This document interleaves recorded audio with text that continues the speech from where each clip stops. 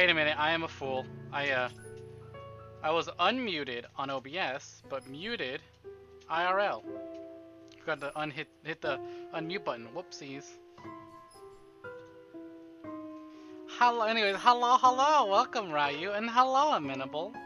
I've been good. I've been quite swell, actually. I saved tons of money by not giving Adobe any of it. Just found out people pay for Adobe Premiere. That's unfortunate.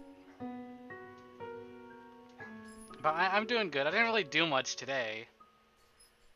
Sat around, kind of just reinstalling stuff and fixing stuff. Like, apparently, since I restored my computer, but my D drive managed to stay intact, Microsoft did not want to allow me into my own D drive to access my Xbox games that were already installed on there. I don't know why. So that was kind of weird, but whatever. But yeah, I kind of did nothing. I sat around, messed around, reinstalling Adobe Premiere, reinstalling stuff. And I started watching Evie stream. I love Evie LaBelle. She's great. Ah, boo. That's unfortunate. Yeah, Evie! Eves! She's playing Undertale right now. Man, what a trip. I love that game. So let me catch you up on what happened last time. Let's just, actually, well, first of all, let me add the bloody fucking game. Oops, apparently, that's right. This is a new instance of Stream Elements, so all my games have to be added again. Fuck me. Okay. Click that again. Stream Elements, you wanna show me the goods?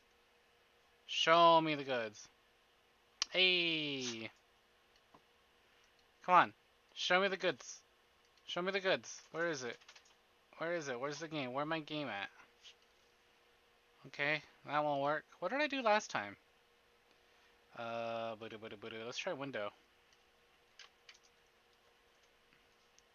Eh? The fuck is that? The fuck is all, why is the Microsoft store open? I don't want that. No, I don't want that. Get that out of here. No! Oh, Amenable. I'm sorry to hear that. Let's see, is there anything I can do on my end?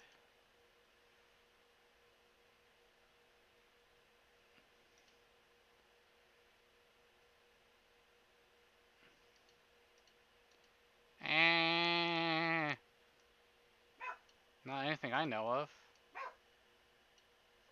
Oh, it's okay, Amenable. I got my own stream problems I gotta fix right now. So you take care of that and I'll take care of my thing. For example, trying to figure out why this stupid game won't show up.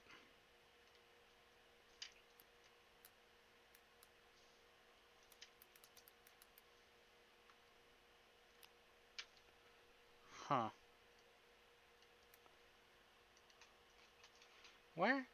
Where'd game go? Maybe if we alt enter this bitch for just a minute, right? Just uno minuto. Game capture.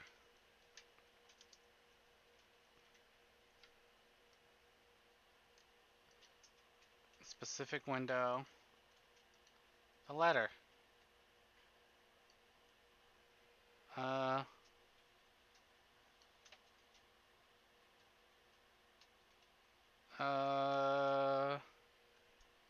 Yeah, that looks...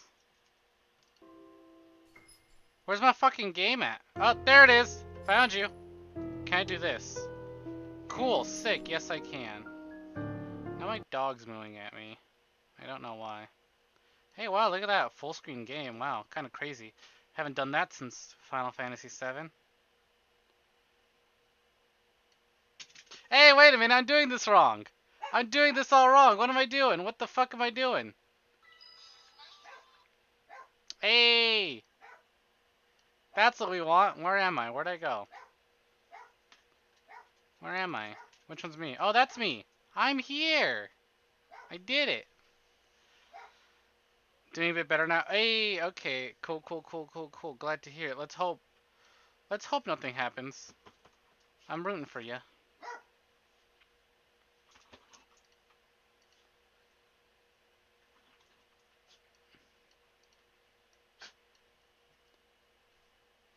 I am rooting for you. Okay. Alright. The game has been put into place. I don't know. I feel like this could be a bit bigger. Bigger. Hey! Hey! Why am I getting moved? What the hell? What the heck?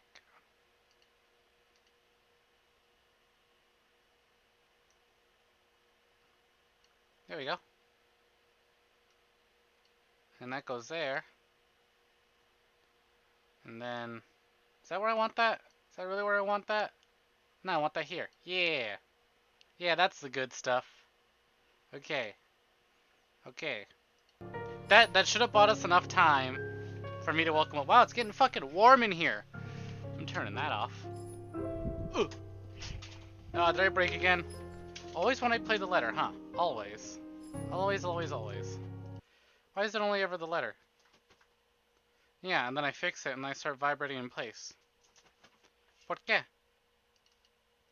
Yeah, I'm doing good, honestly. Doing quite swells. Doing pretty snazzy. Ew, actually, I don't like how that looks. Hold on, where's my game? I just kind of... Oh, jeez. Oh, jeez. Oh, jeez. Nobody look. Nobody look. I got... That looks a bit... Yeah, look, that's looking much better. Nice and easy. Careful, SpongeBob. Careful. Now. Hey, yeah, there we go. That's what I like to see.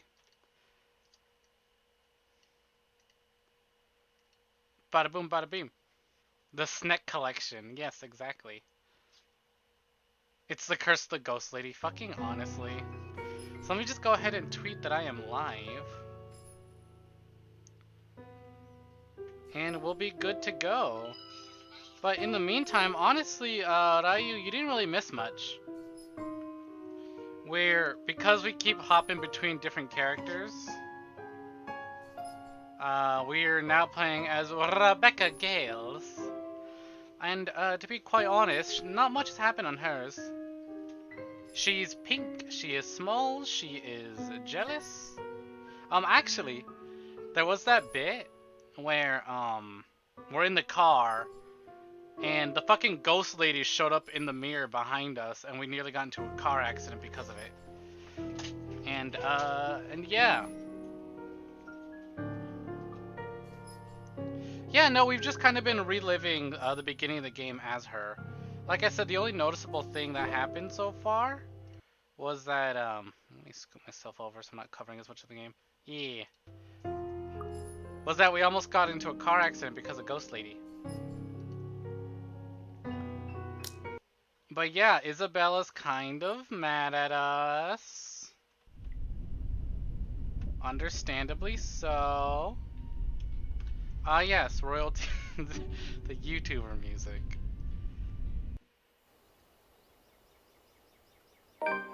And this is literally like the morning after the accident, like we almost got into the accident.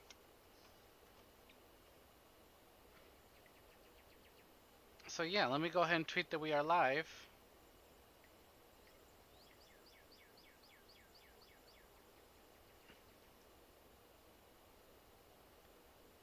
And I'll continue reading.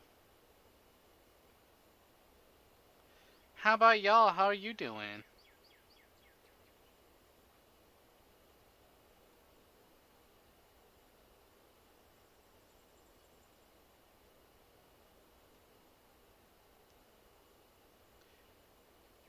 Eh? Ah, shite.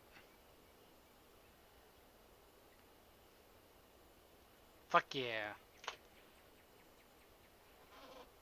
Rebecca can fuck off. I'm not sharing Ash. Well, apparently Ash ain't sharing either because he wants Isabella. It begins innocently enough. Tuesday mornings arrive like any other day before it, bright and clear. Even though it comes with an extra helping of unusual October weather, I appreciate being able to catch a glimpse of the clear skies lately. No, Amenable, are you still having problems? Also, let me toss out these tea bags. Are y'all finished soaking in there? Some spicy leaves. Ah, come on! I turned around for a second! Alright, hold on. I gotta fix my titties. Also, this works out just fine, because my chunky boy, my Gilbert, my fat old man, needs assistance getting on the bed.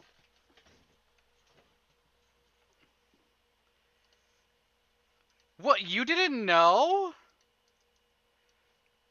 Huh. I guess you must not have picked up on that. Yeah, Ash super wants Isabella. He's really... It's really clear from, like, the start. No one's outright said it yet, but it's, like, right all up in there. Right up in your face. Ash has got a little crush on Isabella. And Rebecca knows. When Rebecca knows this, she's picking up on it. Ah, my tea's still hot. Yeah. We got a little love triangle here. I'm super behind you, I think, and I feel sad and kind of tired. Aw, that's alright. I hope you can at least feel nice and rested and relaxed while enjoying this comfy visual novels club session, and that this stream can help cheer you up a bit. I don't think about straight men when I can. Now hold on. Plausible deniability. Ash could be bi and just kind of has a crush on Isabella, okay? Plausible deniability. Assume everyone is bi until stated otherwise. After going through a bit of sickness last week, it does something to lift the mood of what would otherwise be a dreary morning. And despite being mostly a creature of habit, I wind up waking earlier than usual because of it. He'll be bi when I'm done. Yeah, lol, yeah. Still no earlier than Isabella, it appears. I've assumed she'll take a day or two off because of what happened to Miss Cooper, but that didn't seem to be the case. Oh wow, we just time skipped straight to right after Rose's death? Okay. The sound of the morning news drifts from her unit when I walk past on the way to my mailbox. Chances are, around this hour, she's already dressed and ready to go, probably just waiting for the next bus to arrive. I've tried following her example before, but I don't think I'll be repeating that. Really? How can anyone be up before the sun is up? Right? The only time I'm awake before the sun is because I haven't gone to bed yet. It's a habit she got from home, she said, instilled in her by the kind of lifestyle she grew up in. Like clockwork, it's always at 4 a.m., either to help with the chores or prepare her little siblings for school. It surprised me the first time. She didn't look like somebody who could. In the end, I've simply passed it off as one of the many things anyone will have to get used to around her. Not that I'll ever fully understand. I'm my parents' only child. We aren't well off, but so far I've lived a relatively easy life. I don't have to think about bills, or food for the next day, or paying for any siblings' tuition on top of my own, or supporting a sick father's medication. All I have to worry about were my grades, if I'd gain Mum and Dad's approval, or what we'd be having for dinner. When put next to hers, they all pale in comparison. They look less like problems and more like petty issues this way. Petty issues? But, as unimportant as it all sounds, sometimes its ugly head rears at the most inappropriate moments. And sometimes they come through your mailbox in the form of a fancy-looking letter, pretty ribbons and all. Whoever sent this has spent silly money on the envelope alone, verging on ridiculous, really. I can already imagine Isabella wrinkling her nose once she sees this, then she'll complain about unnecessary expenses and rich people problems. I'm almost afraid to touch it myself. I forgot, I gotta catch the stream for the Gay Rights Japan thing. Hey, okay, cool!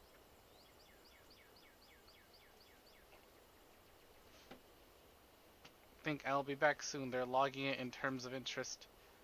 Oh, fuck yeah. Okay, cool. Please do that.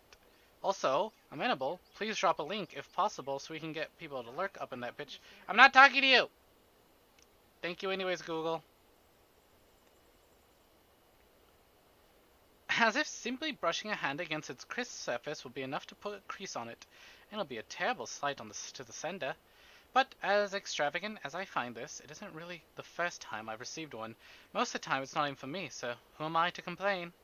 Either way, no look of surprise crosses my face once I flip the envelope over to see my parents' names written in a neat script. Nothing new then. Mr. Alistair and Miss Elisa Gales. Their years in the academy naturally brought with it various connections, people from other fields, art, science, business, politics, you name it. This one, though, gives off a much more personal vibe. Letters like this usually come from old students, people who've grown fond of my parents, and they, in turn, treat like children of their own. I've only met a few of them. Most have moved on to become successful in their chosen careers, and the little letters like this are their way of expressing gratitude. It's one thing Mum and Dad are proud of, rightfully so, and I'm happy for them. But there are times I wish they'll remember they have a daughter here. The real one. Not that it's of any importance now. It's not like they didn't raise me well enough and provide for me. They did. I wouldn't be where I am now if it weren't for their hard work. And like a dutiful child, I do everything I can to give back. Whoa, I almost spilled tea all over my bloody fucking laptop. Oh, I grabbed that handle all funky, all janky. It's tasty, though. Even if it's as small as a thing as letting them know they've got another mail waiting for them. The phone rings for a good minute before someone answers. Mum, her voice as warm as I remember. Becca? Hi, Mum. How's the conference going? Ah, she's got a cute little smile sprite there. Well enough. Until your dad sprained his ankle. Oh no, is it bad? I'm alright. In case anyone in this family cares to listen, I'm alright. Very much alive, darling. And there you have it. He'll be up and walking in a few weeks, don't worry.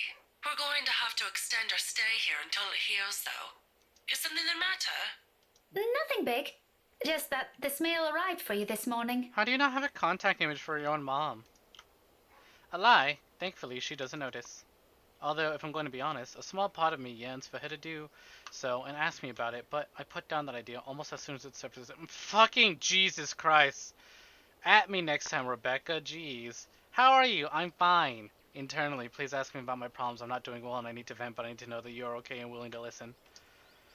I shouldn't make them fret. They're busy. What does it say? Raise your glasses, give cheers to the good times, blah blah. Becca manners. That isn't how I taught you to read. Sorry. You are cordially... it's an invitation, Mum, for a housewarming party. From, Hannah? Yeah, my girl! The name rings a bell, though at the moment I can't recall when or where I've heard it recently. It must be nothing too important if I didn't bother committing it to memory. Yee boy! Girl! There are a lot of Hannahs in the world, so who knows? Hannah. She also wrote you a note, Mum. It says you used to be her private tutor at the Evans mansion, and that she misses you and would love to see you two again. It makes my heart clench to read another openly say those words to them, the same ones I want to tell them.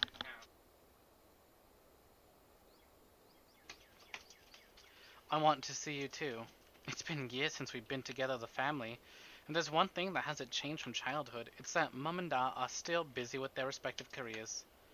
Out of the country, away on some meeting or symposium, sometimes for months on end.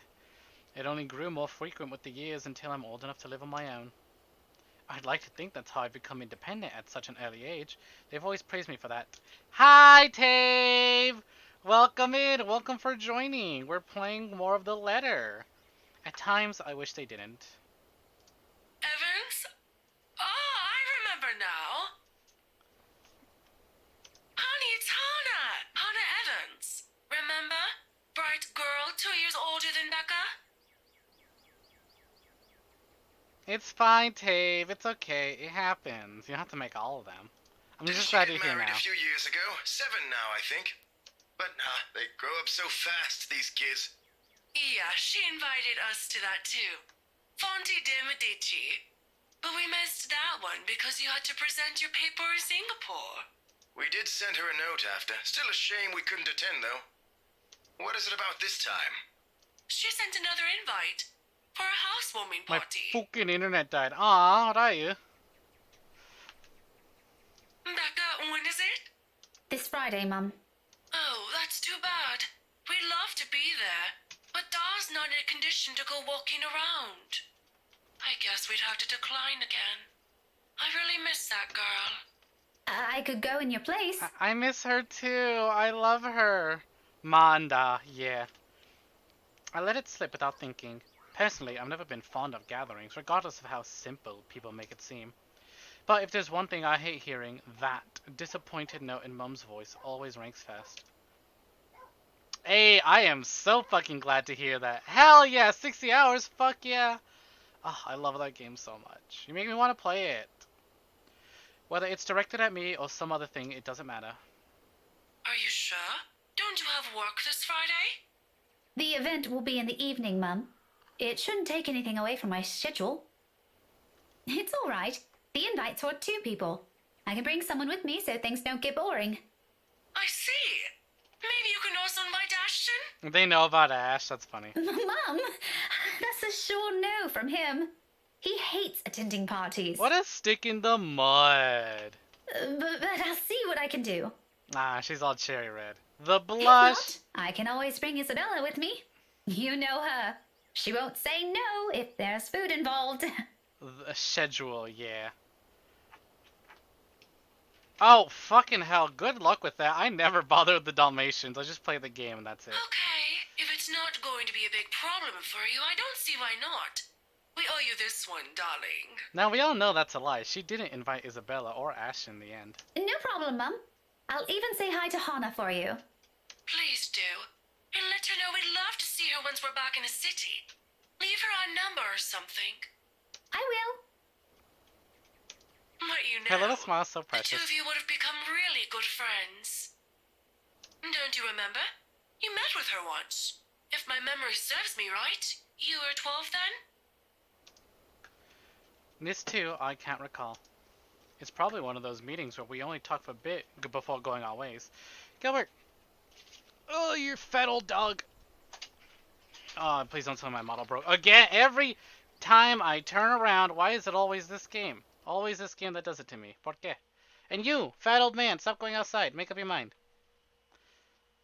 Okay, alright, hold on. I got this.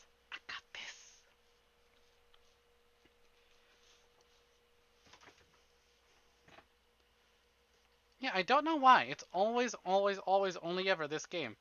Other times I could just hit the restart button and then it'll work fine. But for some reason, whenever I stream this game, I just start wigging out of place. What are you? You are not my fat little old man. I very much doubt your name's Gilbert. And I very much doubt you are a 11-year-old Jack Russell Terrier Chihuahua mix. Who won't stop chewing his butt! So now he has to wear a sweater. Bet. Yes, I bet. How much we betting? I got disposable income. I can bet. I can bet all day. I'm here to make more money, sure. How much you put on the line?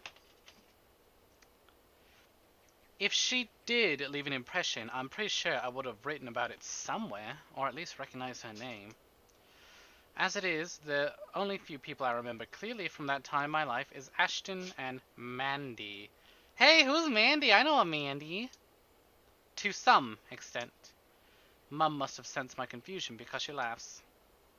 Don't push yourself too hard, darling. Really? It felt like having 2 daughters back then. Sometimes I wish they didn't send her away to boarding school. But, well, you know how often that goes with them. Hey, speaking of Mandy, she's playing VR chat now. Wow, without me. Still, try talking to her while you're there. Oh, we'll see. I'll let you know what happens after. I'm looking forward to it, darling. Will do. You too, Mum. Bye. Tell Da to be careful next time. She chuckles, then, a hearty one, tender and always light in my ears. She may be a stern teacher, but this is the part of her I love the most. The sound of it still echoes even as our calls come to an abrupt end, bringing with it a memory from so many years ago, when life and responsibilities that accompany adulthood are things far from our minds. If given the chance, I'd love to go back to those. I don't dwell on it though, shake it all away almost as soon as the memory forms a clear picture in my head. I've always wondered how Isabella can easily pretend that everything's normal over a phone call, but then bounce back to her usual self immediately after. I've seen her do it plenty of times. For me, it just drains whatever energy I have. With the whole day of teaching still ahead of me, I can't afford to look exhausted in front of my students. Even for a wee bit, it's never a good example to set. So with another sigh, I put everything at the back of my mind and tread back to my room. The rest of my day waits. 15 minutes later, and I'm heading back out, dressed for the day, my car keys in hand. Ordinarily, I don't stop for anything. There's never a need to. Unless the dog wants to bark and go outside. That's the beauty of this apartment complex. It's quiet and everyone keeps to themselves. No useless platitudes in the morning. No need to wear a smile on your face lest other people are nosy enough to ask. Boing! And today, however, the morning broadcast still plays from Isabella's room. My brisk pace slows to a stop, and a frown gradually forms in my face. She hasn't left. Of course, this isn't unusual. There are times when I've left earlier than she did, like last Friday before their open house. But those days are few and far between. It only happens in the direst of circumstances, though the last part of that might be a bit of an exaggeration. However, with what's happened the last few days, maybe today is one. The death of a friend isn't something anyone can brush off. And for someone like Isabella's the kind who gets attached to people easily. With Zachary, Asha, and I, that has been the case. I can't imagine what she might be going through right now, especially when the woman was someone she owed a lot, despite her training being brief. I've given her the space last night in difference, but perhaps today might be the proper time to check on her? Oh, whatever. I've still got time anyway. With light steps, I move close to her door, hand already poised to knock. Still, I do it so until I hear her answer me. Isabella? Belle? Are you in there? No answer. After a second, I finally knock lightly so I don't disturb her, in case she's sleeping and has merely left the telly running last night. Never mind how she never lets that happen. Ever. Waste of electricity and all. I just want to check on you before I leave. Is that okay? Are you going to work today, Belle? Still nothing. I'm about to leave. If you want, I can drop you off. Is this where we find out that she never, went back home and that she spent the night at Zach's and we run around worrying about her? Another round of knocking. Then I'm fishing out a copy of her key from my bag and unlocking the door. Ah, that's cute. I like the little keychain and the little red key. They go so well together. She lent it years ago after I complained about the mess and offered my help in cleaning up. I thought the gesture was completely unnecessary back then. After all, I could always knock. But she never did bother taking them from me, always returning it or turning away from the conversation whenever I insist. At one point, I simply stopped trying to hand it back to her. Isabella? I'm coming in, all right? Without waiting for her answer, I push the door open and step inside. Her unit's still a mess. Instant noodle cups on the table, a pile of clothes on one side, papers strewn about everywhere, and an unkempt bed amongst all other things. This much is a given, will always be a given. I've been here several times already, and I still wonder how she can function like a human being with the place in this state. However, that's neither here nor there. I'm not sure what I'm expecting, but it's certainly not finding an empty flat. Granted, she could have left earlier, far earlier than usual, but she never ever leaves without making sure she's unplugged everything. That's something she doesn't forget to do. It doesn't help her that the bathroom appears unused this morning. Another habit knowingly means she hasn't been here since. Last night? Perhaps. Perhaps even since the morning after Miss Cooper's death? Either idea doesn't sit well with me. What with the news we've been hearing lately? The authorities are still trying to find the cause of death for all the victims. Early investigation revealed most of them were employed under Briar Realty Corporation at the time of death. Meanwhile, BRC has refused to comment on this. No! What's wrong with the internet, Raya? Gathering my wits, I immediately place a call to her mobile.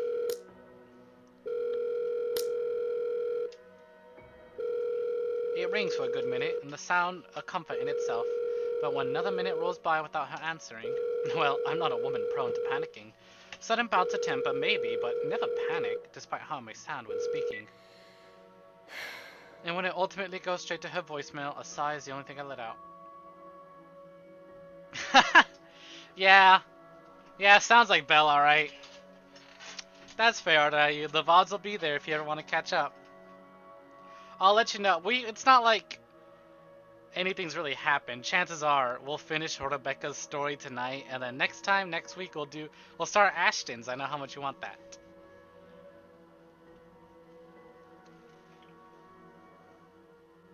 Yeah, that's fine, Ryu. You get your sleep. You head to bed, and I promise not to snitch on you to Belle. Ow, I popped my shoulder. And when it ultimately goes straight to her voicemail, a sigh is the only thing I let out. And the pause doesn't last long, though.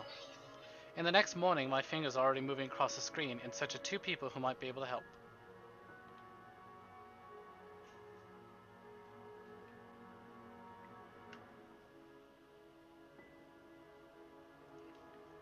Yeah, you have a good night, too. In the next morning, my fingers are already moving across... Oh, moment. I already read that. It's Ashton number I find first and dial. Call it a habit, but even Isabella thinks he's dependable when the situation calls for it. Despite how much they give each other grief, that always says a lot about him. Now Zachary, but around this hour, he's probably still sleeping. If he has freelance work, it's very likely he's just gotten himself in bed. He's the last person I want to bother, if anything. My dog is being irritating. Why are you being irritating? Stop mooing and growling at me. You broke my model, you stupid dog. You see what you did? You made me look bad. Get out of here.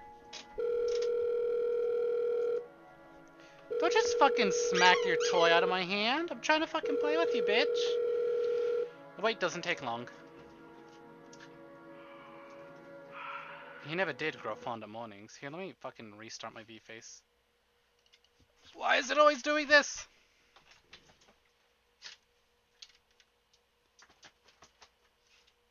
Stupid dog. Ah, well, it doesn't take long to fix anyways. Becca? Christ, what time is it? What's up? Not you, apparently. Good one. Did you call us early just to make that joke? I would. I'm petty like that. I'm going back to sleep. No, Ash, hold on. This is important. Becca, stakeout last night. Make this quick. I've still got a few hours before the chief bothers me. Sorry, I'll let you go back to sleep after. It's just that... Wait, you were on a stakeout last night? Did I say that? Shit. Forget I said that. Forget I said anything. Forget we had this conversation. Shame Ryu went to bed. He'll love this. So, you have no idea? About what? About what? I also have no idea why we're talking so early in the morning, so there's that. Why did his audio change all of a sudden? No, will you stop sleep talking or whatever for a second? Belle didn't come home last night. She's gone. Who? Isabella! Instead of an answer, a brief pause comes after, followed by something blunt and heavy hitting a hard surface, and a string of rather colorful curses from him. That was fucking terrible! What was that? Ah! That moment might have been one of the many things I'll keep to myself and remember fondly in the next few days if things aren't the way they are. When he picks up again, there's no trace of sleep left in his voice. Say that again, from the top. Isabella's gone, Ash. She didn't come home last night. Her flat's empty. She left her telly running. You know she doesn't do that at... Okay, Becca, stop. Calm down first. You're starting to panic. I'm not. You are. Breathe. One person's not going to simply disappear like that. This is Isabella we're talking about. Did you try calling her? What did you think is the first thing I did? She's not picking up. It went to her voicemail. How about Zach? Did you check with him? Not yet. I didn't want to bother him. You know he has trouble sleeping and all that. Alright, I'll go ask Zach. I'll call you back. No, wait! He ends the call before I can utter a single word of protest. But for the first time since entering this room, tension is gone from my shoulders and my breathing has eased. The bed creaks as I sink down, and with a sigh, the telly starts blares the same uninteresting news, and I'm surrounded by clutter. All the same, it feels strangely calm to be here without worry nagging at me. I'll have to apologize to Zachary later for sending Ashton his way this early, but for now, relying on the ladder for this isn't the wrong choice. It never will be. There's something I won't ever doubt in him, much like his promises. And true to his words, he calls back only a few minutes after the last one has ended. She's with Zach. Oh, I'm so glad to hear that. She could have at least sent a message last night. What are you, her mother? Yes, we are. It's one thing to hear from Isabella, but from I Ashton... don't want to hear anything like that from you. I'm serious. You've got to stop treating her like she's one of your students, Becca. You don't have to keep tabs on her every time. Last I checked, she's only 3 years younger than the two of us. That's almost a decade gap from those kids you're teaching, you know. Says the person who keeps calling her Scaredy Cat. That's not related. Anyway, I'll go check how she's doing. Don't stress yourself out. You go ahead to work. Wait, you? Don't you have a precinct to be at? Whatever happened to not treating her like one of my students? Because if anyone's going to ask me, I think you're doing the same thing. Yeah, call him out on his bullshit. Zach said it's an emergency. Something happened last night. Emergency? He didn't put in those exact same words, but it sounded like it. Ash, what really happened? Is Isabella fine? She's alright. She's safe. Zach let her stay the night after she... Look, okay. Z-Man wasn't clear about it, but let me handle this. He was very clear that he wants you to stop calling him Z-Man. I'll check on her. I'll bring her home. It sounded like a lie if I've ever heard one. The sort where he omits things so people won't fret, and I'm not sure whether I should be happy he cares that much to do that. There shouldn't be a need for this between us, is there? We grew up together, didn't we?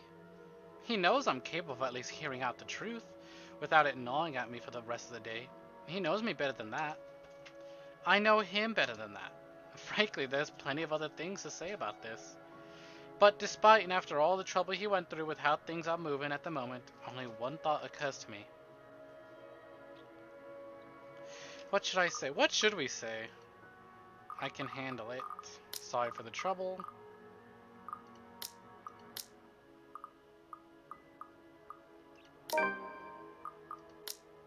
Ah, that gave us negative. Well, Rebecca, you're so angry in your art. It's kind of hot. Dude, you know what? Let's try and keep this relationship above the threshold, but not too high up. I'm not particularly fond of this pairing.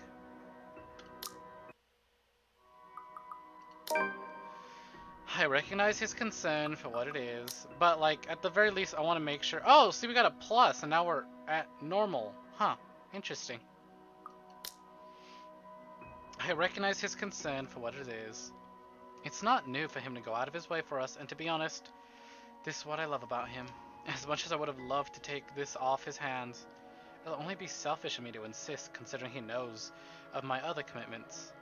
To do so feels like I'll be trampling on the kindness that he seldom offers to anyone.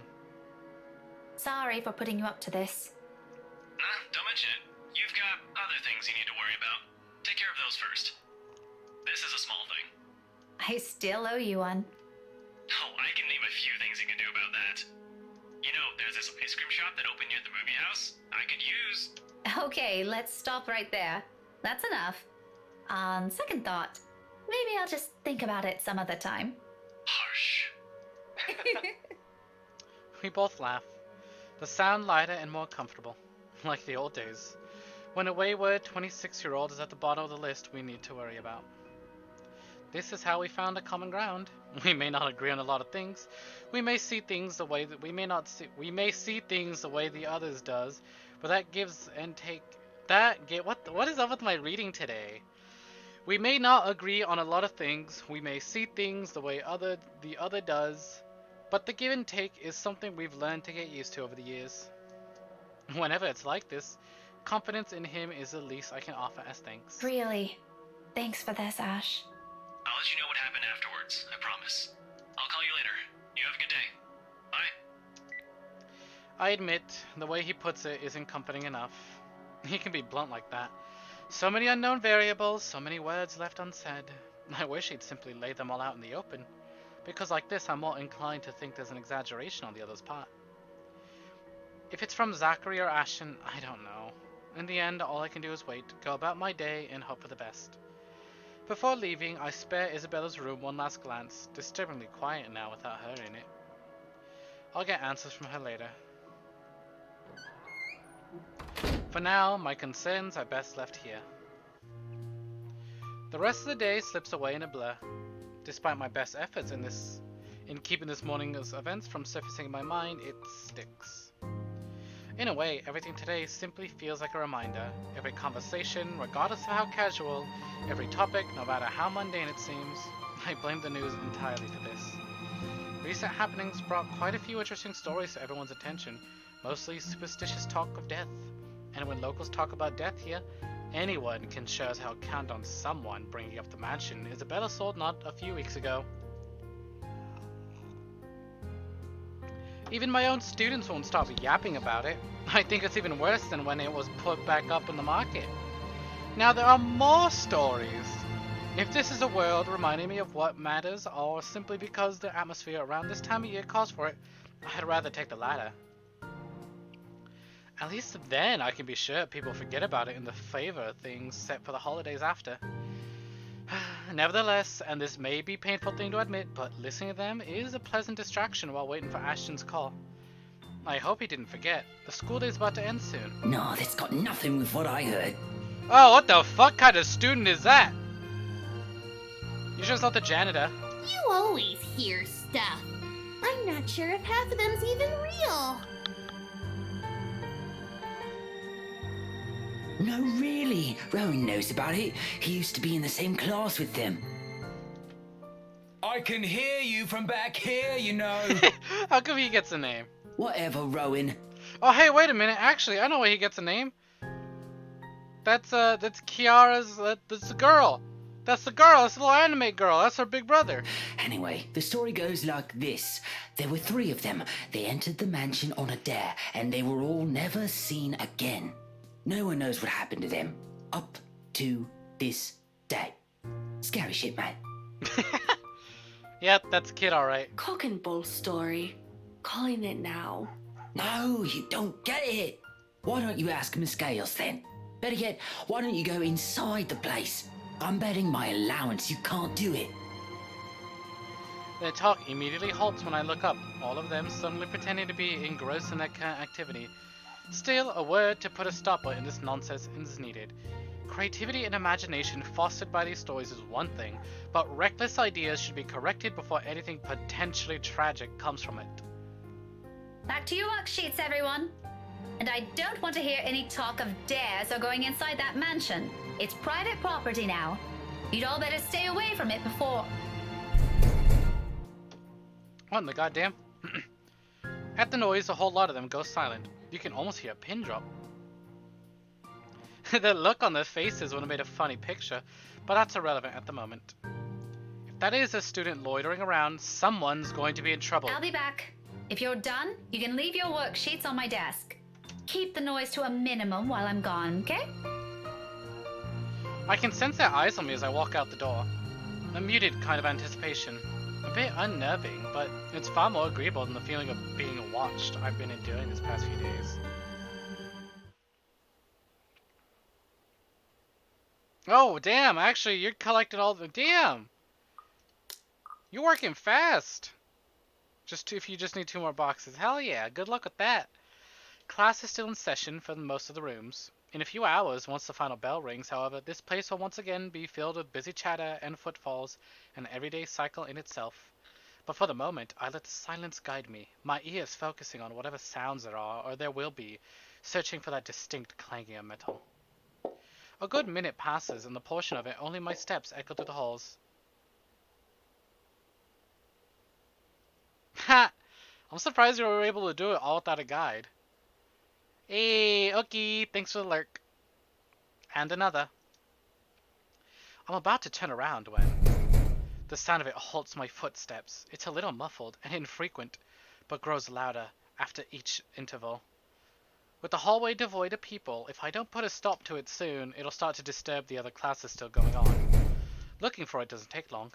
All I do is follow the racket, and shortly I'm standing in front of a few nondescript row of unoccupied lockers. From inside one of them, sitting in the middle, comes the noisy, annoyingly disruptive, now that I'm facing it. Oh, comes the noise, not noisy, the noise. Like someone's pounding on one of the metal doors from the inside, hoping to get out. Leaning forward, I try to get a glimpse through the horizontal slats of whatever's causing it. But in this light, only darkness greets me in another round of clanging. Louder than the previous one, and more desperate. I've heard stories before from other schools, from few colleagues who had to deal with it once or twice. Although personally, I've never encountered one myself. I can only thank heavens I haven't yet. But If this is another kid some other student stuffed in a locker. with the huff, I straighten up and study it briefly with a frown. Without delay, I reach for its handle and, at once, it stops. Immediately replaced by muffled sound of a mobile phone ringing. I give the door a few raps before taking my attention away. A second. Another. When nothing or no one responds, I finally avert my eyes and pull out my mobile. Ashton's voice greets me from the other end of the line, oddly cheerful in light of this morning's matters. Or maybe because I'm expecting some grave or serious news from him. Instead, I get this. Hey, Becca. Well, you sound happy. I do? My voice still sounds the same to me. There are only two things I know of that could be the reason for that tone. Sweets, where he's gotten a good lead in his case. From the sound of it, I'm going to assume it's the former, since lately the case is all that's running inside his head. If there's ever a third one, I've never heard of it yet. It can only be one of the two. Ignore that. How's Isabella? You were home a few minutes ago. I think she's sleeping now. Sorry this took a while. Z-Man gave us the puppy eyes after we tried to leave. Had some food prepared for us, apparently. We didn't have the heart to say no. That's all right. Is she okay now? I'm not really sure. She didn't say anything to Zach, but she mentioned a plan to take a few days off from work. It was a passing comment before I left her, so I didn't get to ask. Must be because of Rose's death. Could be. It doesn't seem like it from Zach's story, though. He said she was shaking when she got there. Shaking? The word triggers a memory. From 3 days ago, on the way home from her little treat, after she sold the mansion. I didn't think much of it at the time, but I won't lie, it scared me. The terrified look on her face, how she sounded when she suddenly screamed. Becca? Still there? Yeah, I just remembered something. Sorry, don't mind me. Look, if you can talk to her, get the story out of her. That would be great. She wouldn't talk to Zach or me even when I tried. Oh. Maybe she'll speak up if it's you? I'll give it a go, but I can't promise anything, okay? You know how stubborn she can get. But thanks for letting me know about this. If you want, I can get you that ice cream thing you mentioned tonight. As thanks. Ah, look at her trying to get a little date. Just as thanks for all the trouble I've caused today. Believe me, I'd love to take you up on that offer, but I've got something on my schedule this evening. Maybe some other time? Thanks a lot, Becca. There's a short pause before he cuts the call from his end, and once again, I'm alone with my thoughts. Girl, you gotta be more forward with your feelings if y'all been friends with you for years. Come on. But rather than answers, all I get from it are questions, more of them, one on top of the other, as if the world isn't planning to give me a break anytime soon. But that's a problem I'll tackle later. Right now, I've got students who need to be taught follies of eavesdropping. It's a slightly open door, and their smothered laughter from inside is an indication. All right, enough eavesdropping. All of you, back to your seats. Is that your boyfriend, Miss Gales? None of your business. Cute. He totally is. She wishes he was. Girl kinda deserves better. A quick scuffle follows that comment. If there's a retort prepared at the tip of my tongue, I drop every pretense of letting it loose on them. There's no use arguing with teenagers sometimes, boisterous as they all are. Those are teenagers? They're still my kids though, rough around the edges maybe, but still my kids. Shaking my head, I head back to the classroom with a smile, but not before taking a glance at the locker again. It hasn't made a sound since. Must be the wind. So without another look, I leave it alone. What the fuck? Okay, that kind of got me a bit.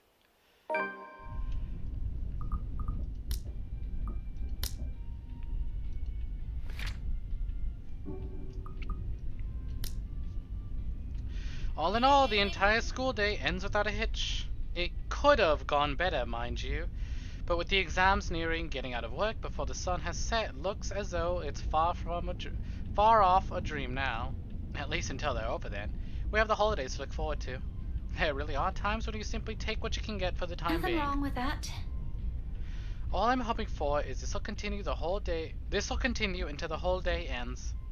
There's still that promise I made to Ashton, and frankly, the idea of being alone doesn't sound good. If Isabella didn't want to talk to them, what makes them think she'll talk to me? It's not like there's a hierarchy, is there? Just because I can handle Isabella's childish tendencies doesn't mean I can do it all the time. Really, those two give me too much credit. Nevertheless, I'm keeping my fingers crossed, if only because I'm also worried about her. And both Zachary and Ashton deem it important that somebody gets a story out of her. Here's to hoping it's got nothing to do with that letter. Again. I understand if she feels a bit stressed lately, but keeping that story going on for more than a week is... it's bound to get tiring at one point. Seriously, I merely don't want this to end in another argument. God willing, that cafe special will help smooth things out. After all, it's always been food with her, or money, but mostly food. At this hour, the cafe is usually filled to the brim with people. That's the reason Isabella and I rarely ever go here during the evenings. It's simply too much of a hassle when we can prepare food ourselves in the comfort of our homes, and there really isn't much reason to eat out lately. Yeah, not with the whole ass fucking pandemic going on out there. What with a life going on, or busy streak. Wrong button. Why is B the log button? As B for book? No time for long lines, better spend that doing something productive, yes? Lucky there isn't one tonight. Only a few people are idling around the counter. 4 of them, in fact. A woman in her 60s, a teenager busy with his phone, both are just waiting to be served their order. The other 2, a posh-looking man and a child, who I immediately recognize as Kylie, appear to have not yet picked anything they want. What the fuck is he doing here? Why did we bump into him? Also, holy shit, she looks so weird! Standing next to like a proportionate adult. Hi, Div! Just want to stop by and give you a lurk. Doing some bills tonight. Ah, yeah, good luck with those bills. Thanks for stopping by. Thanks for the lurk. It means a bunch. Hi. For some reason, my stare lingers at the guy. Though dressed relatively well and looks harmless, I haven't seen him around these parts before. Someone new in the neighborhood, perhaps? Even so, there's something familiar in him. Feels like I've seen him somewhere before. That also begs the question of why Kylie is with him. Of course, the girl easily takes a liking to anyone who buys her sweets, so it's both a bit worrisome and unsurprising. The blonde bloke doesn't look particularly thrilled with the company, though. I tear my eyes from them soon enough once the guy at the counter appears ready to take my order. That, and I'd also hate to be accused of ogling strangers. 2, evening special, takeout. He's already punching the order before I finish. Saying my order out loud is really more of a formality. It's for formality's sake and made out of habit. He has known Isabella and I long enough that if we ever drop by here, he already knows it's always because I'm buying dinner for the 2 of us. I rarely visit here alone if I can help it, but Isabella can sometimes be a bad influence. He gives me a small smile before leaving to prepare my order, while I fish for my wallet when... Look, you little ankle biter. If I buy you the biggest parfait they have, will you please behave? No, Kylie, give him shit. We don't like Luke. This is a no Luke household. I would just like 10 minutes of peace and quiet. Well, if you could stop being an insufferable jackass, then maybe you'll get them. You said you'll get me some bread pudding this time. Oh, hell yeah, you got the last batch of puppies. Damn. I played Kingdom Hearts like 12 times and I've never done that. Granted, I never bother, but still, damn. Yeah, well, darling, they said they ran out of it. Just pick another one so we can be on our way. Their parfait doesn't look as cute as the one my mom bought me. Parfait is just ice cream, sweetheart. It'll melt no matter how dainty it appears. In the end, it'll all look like an ugly puddle. He does have a point. Much as I don't like the man, he's got a point. Now come on, just pick one. It could even be the most expensive one on that list. I don't give a shit. Care, I don't care. Okay, hold on. I'm enjoying this scene. I like watching Luke get frustrated. What I would give for someone to buy you off my hands right now. What? My whole attention instantly snaps back to them in their conversation. Jumping to conclusions isn't something I'm particularly fond of, especially when all I have are baseless assumptions. But you can't really trust a stranger these days. No one around the cafe seems to have noticed his words either. Very suspicious words. Still, I don't move. Yet. But my hand has already shifted from my wallet to the book I'm carrying. A hardbound textbook looks harmless, but if a situation calls for it, might be a good deadly weapon. Might. Yes, please! This is just his goddaughter. But like, please, whack Luke over the head. He fucking deserves it. I haven't gotten the chance to try it anywhere so far. Today could be the day. But you promised. Look, if you don't want a parfait, how about a Bonifay pie? I'm sure it'll taste just as good as any other bread pudding. I'll even buy you the entire tray. How does that sound? That's not what you said before. Well, sweetheart, adults change their minds sometimes. You said if I come with you, you'll buy me a bread pudding, and I did, and now you won't keep your promise. I want to go home. I miss my mom. No, darling, if I remember correctly, and I have a good memory, honey. What I said was, if you come quietly with me, I might buy you one. Yeah, good job making yourself not look fucking totally sus. Listen, Luke, you're sus for a lot of reasons. Being a child abductor hopefully isn't one of them. The quiet part didn't happen. Though now that I'm sober, I think this is a bad idea. I should just ship you someplace else for that peace and quiet. Oh, that's it. No hesitation. In a few paces, he's within my reach, and without warning, I'm slamming the flat end of the book against his skull! Oh my god! Oh, holy shit! Oh, misunderstanding, but he fucking deserves it! Bonk! Bonk, bonk, bonk, bonk! Bonk the bad man! Bonk him good! Crack his fucking skull open! Oh, you fucking love this! Ow! What the fuck was that? It's like a fucking JRPG enemy when you hit them, they boo, and they like fizzle out of existence. Just ow! Oh my god, I'm so clipping that if no one does it for me. I'm gonna fucking go back and watch this. Okay, hold on. What's my stream element say? How long have I been streaming for? Fuck, where's the data? Where's the data? I need to know how long I've been going. Oh my god, I forgot to turn that on. Shit, fuck. Oh, an hour. Cool, awesome. Okay, 1 hour, the bonk happens. In an hour, the bonk happens. I will remember. Oh my god, I'm so upset. Ryu and the rest of the gang is missing this. There's a cry of pain, followed by him instantly crouching down, hands nursing the sore spot. Almost comically, if this were a different situation, and the safety of a St. Goretti student isn't at stake. I'll probably feel sorry for him. I mean, has anyone seen how thick this book is? Get behind me, Kylie. Miss Pink!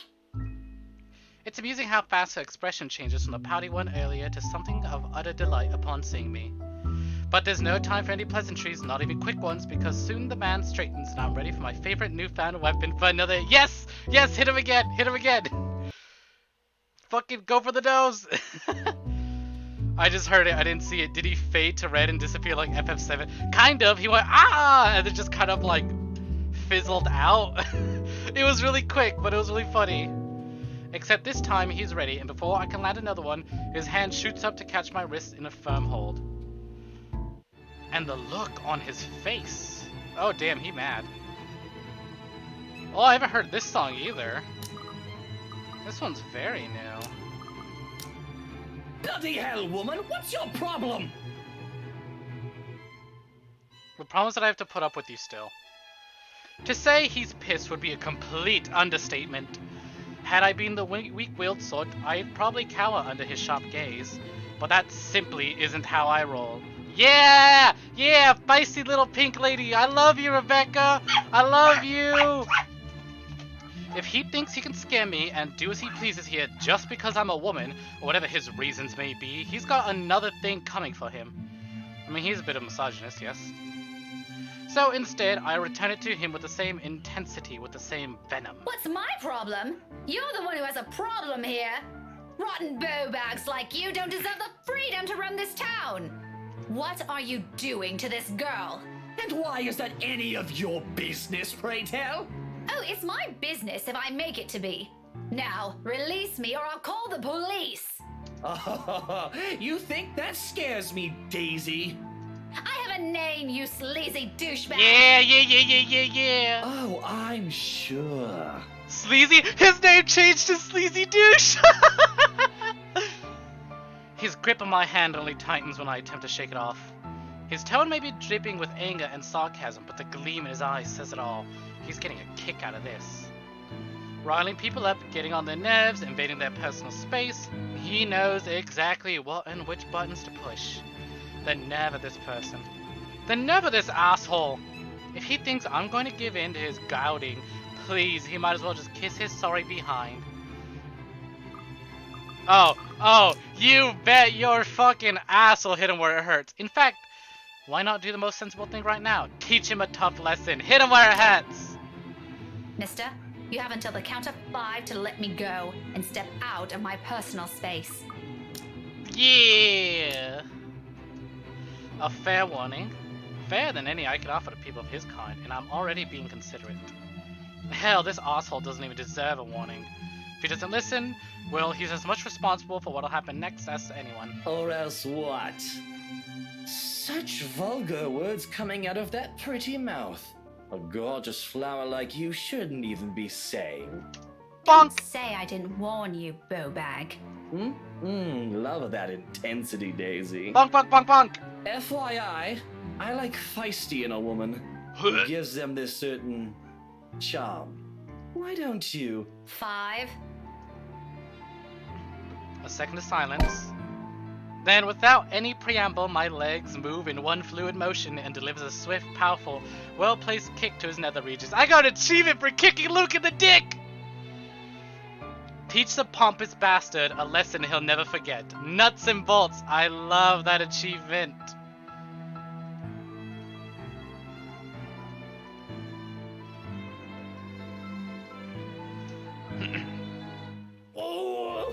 Needless to say, the effect is instant. Yes! Music to my ears. Needless to say, the effect is instantaneous. He yelps, abruptly drops his hold on me, and kneels over, howling from the pain. I can see tears foaming at the corner of his eyes too, though the mere sight of it prompts not an ounce of remorse from me. I would have been gentler if he isn't such a dirty little prick with an ego too big for his head. Too bad. Whether this obliterates any chance of him ever procreating remains to be known, but a part of me is already praying he doesn't ever breed after this. We have no need for more of him in this world. You mad woman! I warned you, you ass! Why this is harassment, I'm telling you! Harassment! And we still go to his party. Then why don't you tell that to the police once they get here, You despicable! Whatever you're assuming I am, I'll have you know it's all in your head. None of it's true. You best have that pretty brain of yours checked before that gets worse. What is wrong with you? Is this the face of someone who'd do anything suspicious? Abso-fucking-lutely, yes. Oh? You don't think a stranger luring an innocent child with promises of sweets before whisking them away from their parents doesn't warrant any suspicion? You have a very funny definition of suspicious, asshole. Maybe you're the one who should have that head of yours checked. The kid asked me to buy her sweets. You're the one who's suspicious here. I'll have you know, I have a wife. That much at least appears to have a sliver of truth to it. He even makes a show of brandishing his left hand to my face with much flourish. Sure enough, a wedding ring is there, though all that earned him is unimpressed glare from me. Immediately, a small part of me starts to feel sorry for whatever poor woman married this sod. I don't understand why he has to bring her up either. As if the mention of her alone will magically present a solution to his problem. She must truly be a more remarkable woman if she can handle a dirtbag like him. She is! She's very remarkable. It's Miss Hannah Evans. I love her so much.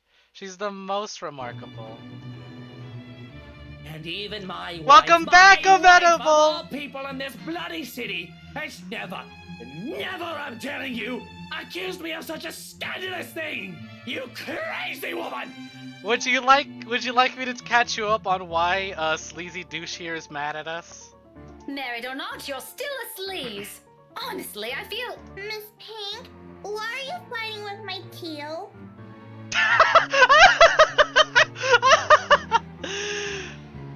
Oh, yep, that's all it takes. That's all it takes, and now we feel like a bastard. Whatever word still left to be said, he had dies on my tongue. The same thing goes for the sleaze. No, he's yelling at us. We just came to buy food, and sleazy douche here was arguing with the kid and sounded really suspicious. Because everything he said made it sound like he had lured her here with sweets and was gonna kidnap her and sell her off. So, Miss Rebecca Gales, being the absolute sweetheart that she is, took a book and thonked him over the head with it. And he was very unhappy about that. And we went to thonk him over the head a second. Queen, right? You should have seen it. He like screamed, he's like, ah! And then like faded away like a Final Fantasy VII enemy when you defeat them. Just like vibrated and disappeared. It was really funny. And then we start arguing. And then I was given the choice to call for help or hit him where it hurts. And I hit him where it hurt. So we got to hit him over the head with a very heavy, thick school book. And then kick him in the nuts. Because we assumed he was a child predator and was trying to kidnap Kylie. And now, oops. We kicked her Theo in the nuts and bashed his skull in with our textbook. Beside us stands Kylie, gawking at us with the same curious stare she often brings with her. I know that look all too well, a precious child through and through. She didn't say anything further. Her gaze simply moves between us, eyeing us both carefully, clearly anticipating an answer. From my experience, when it gets like this with children her age, it's a sure sign they won't leave you until you give them an answer they're satisfied with. Lying won't do either. It's dissolved into a shouting match for heaven's sake. And did she just say Theo? Something falls straight to the pit of my stomach at that. But my tone is gentle when I finally address her, void of any apprehension and what might be the first hints of embarrassment. I feel so bad for Rebecca. He absolutely deserves all that, but fuck. Maybe not here, as she doesn't deserve the public embarrassment. I pointedly ignore the latter. It can very well just be the hunger speaking. Kylie, sweetie, do you know this oaf? Yeah, he's Teal Luke.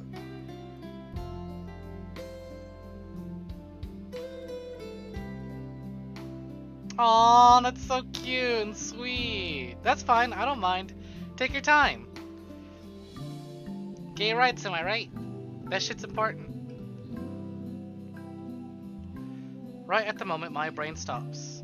Every line of thought, every argument I still have against the man beside me dissipates in a haze. Gay rights! Amidst all of it, one memory gets triggered from a few days ago. Theo? The one you mentioned before? The uncle? The guy Rowan wanted to impress? Or was that a dare? I'm sorry, I can't recall. Is it the one who promised he'll take Big Brother someplace cool? Yeah, the one and the same. Don't you know who he is? I sure as hell don't, darling. I fucking love that line. That's me at all times. Don't you know anything? I sure as hell don't.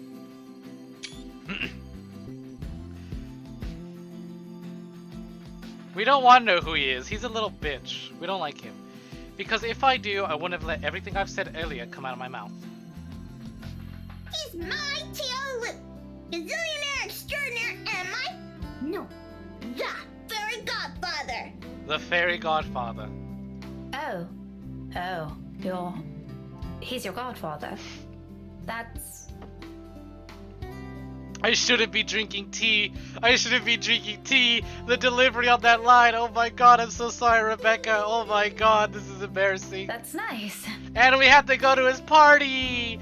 We're going to his party on Friday. Oh my god, I feel so fucking bad for this child. I know. The one and only. I feel bad for the child and Rebecca. Not at all for Luke. I'll kick him in the balls again. I don't care. Did I get that right, Tio? More than right, sweetheart. I'm sure Miss Pink here understood everything you said quite perfectly. Yeah, enjoy the moment, asshole. I'm gonna kick you in the nuts again soon. Whatever it is that landed at the bottom of my stomach prior has shot straight up to my face and stayed there. The heat from it slowly spreading to my cheeks, coloring my face in almost the same shade as my hair. If only the earth would swallow me here and now.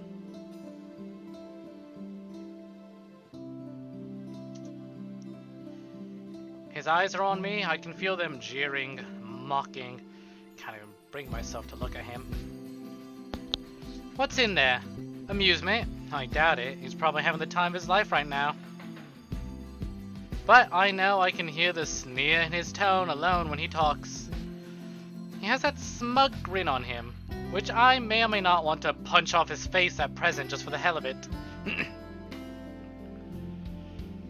Considering the child gets bored like crazy, I wouldn't mind being the kid. Listen, if I can have Luke's money without having to interact with Luke, that'd be great, yeah. Luke's a bastard, but I don't want him spreading his ugly bastard personality to her. Exactly! No, Kylie's too smart to get infected with whatever the fuck, like, brain worms Luke has. Also, Zero, you missed it! We kicked him in the nuts! Unless you've been lurking. But we fucking bashed his skull in with the book and kicked him in the nuts. But, damage control. Yeah, fuck that. I'm gonna apologize to Kylie. Why would I apologize to Luke?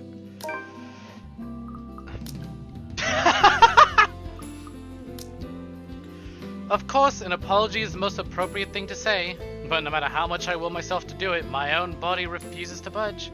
My own mouth refuses to open, and my head rejects the very idea of looking at him. No apologies for an asshole. Not someone with an ego too big for his head. Let his pride suffer. I'm not going to eat my words for the sake of stroking his damn ego. Less reason for him to gloat. Kylie, however, I owe an explanation. Don't worry, Kylie. I'm not fighting with your Tio. Yeah, I feel bad for them, but it looks like the situation resolved itself and they didn't have to get involved. This is just a discussion. A very serious discussion between a very mature adult and one that's not. Really? But I've never seen Tio angry before. You clearly don't spend enough time with your Theo. It's because he's losing the argument. But don't ever follow his example, Kylie. You should always learn to be patient, even if things aren't going your way, okay? Oh sure, a discussion. And it involves hitting random strangers you meet at a cafe with a book. A hard-bound book. Yeah, I know, right? It's pretty sweet, huh? They're still having to witness this. I know. Oh, God, the secondhand embarrassment I feel. Mind you, the little me hasn't recovered yet. And I hope he never does. If my future generation never survives from this, we are going to have more than words, woman! I don't allow Kylie near his triad, and both cover her ears with my hands. As fond as she is of the man, those words he shouldn't be saying in front of a child. How could he not know about that? More importantly, how on earth did someone like him enough to become a godfather? Who allowed it? Maybe I should talk to Miss Suarez about it, warn her how he's not a good influence for her children. Language! How can you use such crude words in front of her? Your goddaughter can hear you, for heaven's sake. Oh, and you didn't. If I remember everything correctly, you called me a rotten bow. So you're going to repeat it in front of her, just to make a point? What, are you 5? Even 5-year-olds are more sensible than you. Even Isabella, I can say with that much Even certainty. 5-year-olds are more sensible than you. He's fucking mocking us like a 5-year-old! See what I mean? I Are you fighting again? A little bit, yeah. Oh, no, no, no. Like I said, we were just having a discussion. We're actually done now. But you need to promise Miss Pink you will never grow up like this guy. Good kids don't do what he's doing. Well, I like Tio. Oh, come on, don't take his side. And I'm quite sure Tio likes you too. But liking people is different. Just because you like him doesn't mean you have to be like him. There are better role models for you aside from him. Like you? Yes, exactly. Not exactly what I'm trying to get at, but if that's what you want, I don't see why not. Okay, I want to be like Miss Pink someday. I want to be a teacher, and I promise I won't be like Tio, even if he's a gazillionaire. Wow. Turning my own goddaughter against me. It's what you fucking deserve. How mature of you, Miss Pink. His tone makes me pause. For the first time since the talk started, I look at him. Briefly, something flashes behind his eyes. Something close to what might be in expectation falling? Dismay? I can't be sure. It passes almost as soon as it appears. What's that about? Does he actually like having Kylie around? It doesn't seem like it from the get-go. But if that fond smile on him is anything to judge by, then maybe. Don't worry, Tio. If you buy me bread pudding tonight, I'll like you again. How many nicknames does he have now? Goddamn. Aw, if that's all it takes, consider it done, sweetheart. We might have to find another place to buy it from, though. Somewhere safe, where a random crazy woman isn't going to attack us out of the blue. Let's go. Okay, bye, Miss Pink. I still like you, just not more than Tio anymore. You will. See you. Oh, you will. Kylie's already pulling him into the cafe's exit before I can protest on it. Although it's not like there's anything to object on further. I may view that man, Luke, as someone hateful, maybe to the point of seeing him as an eyesore. I don't think that'll have any bearing on what the child thinks of him. When you think about it, if she admires him so much like that, then maybe there's still something agreeable in him. A part of him only Kylie sees. He still has the gall to wink at me before they both disappear behind the door. So, maybe not. However, there's no moment to ponder about it. Seconds later, the guy at the counter waves me over and hands me a bag as soon as I paid. He offers me another smile before I leave. Bribery! Exactly! He can bribe her all he wants, but it ain't gonna work in the end. Normally, I return it simply for the sake of returning it, or I don't at all, with the latter happening more commonly. For the time being, I do so freely. After that encounter and the scene we've caused, seeing a friendly gesture being extended to me, albeit from a person I barely know on a personal level, it feels like reassurance, despite bearing no promise of better days. I take what little I can of it with me as I step out into the night. You know what? I was a little upset about having to run into Luke, but I'm happy now. That was good. I got to kick him in the nuts. I'm happy about that. Oh, shite. I forgot to read that. A cloudless night sky greets me when I walk out of the cafe. Beyond the tall buildings, a blanket of stars spreads out before me. Isabella once told me the best place to view it is someplace outside the city, away from the noise and obtrusive lights. Guy at the counter really said that was entertaining. He's your shit. Yeah, look, look, look, look! There's the art of us cocking over the head!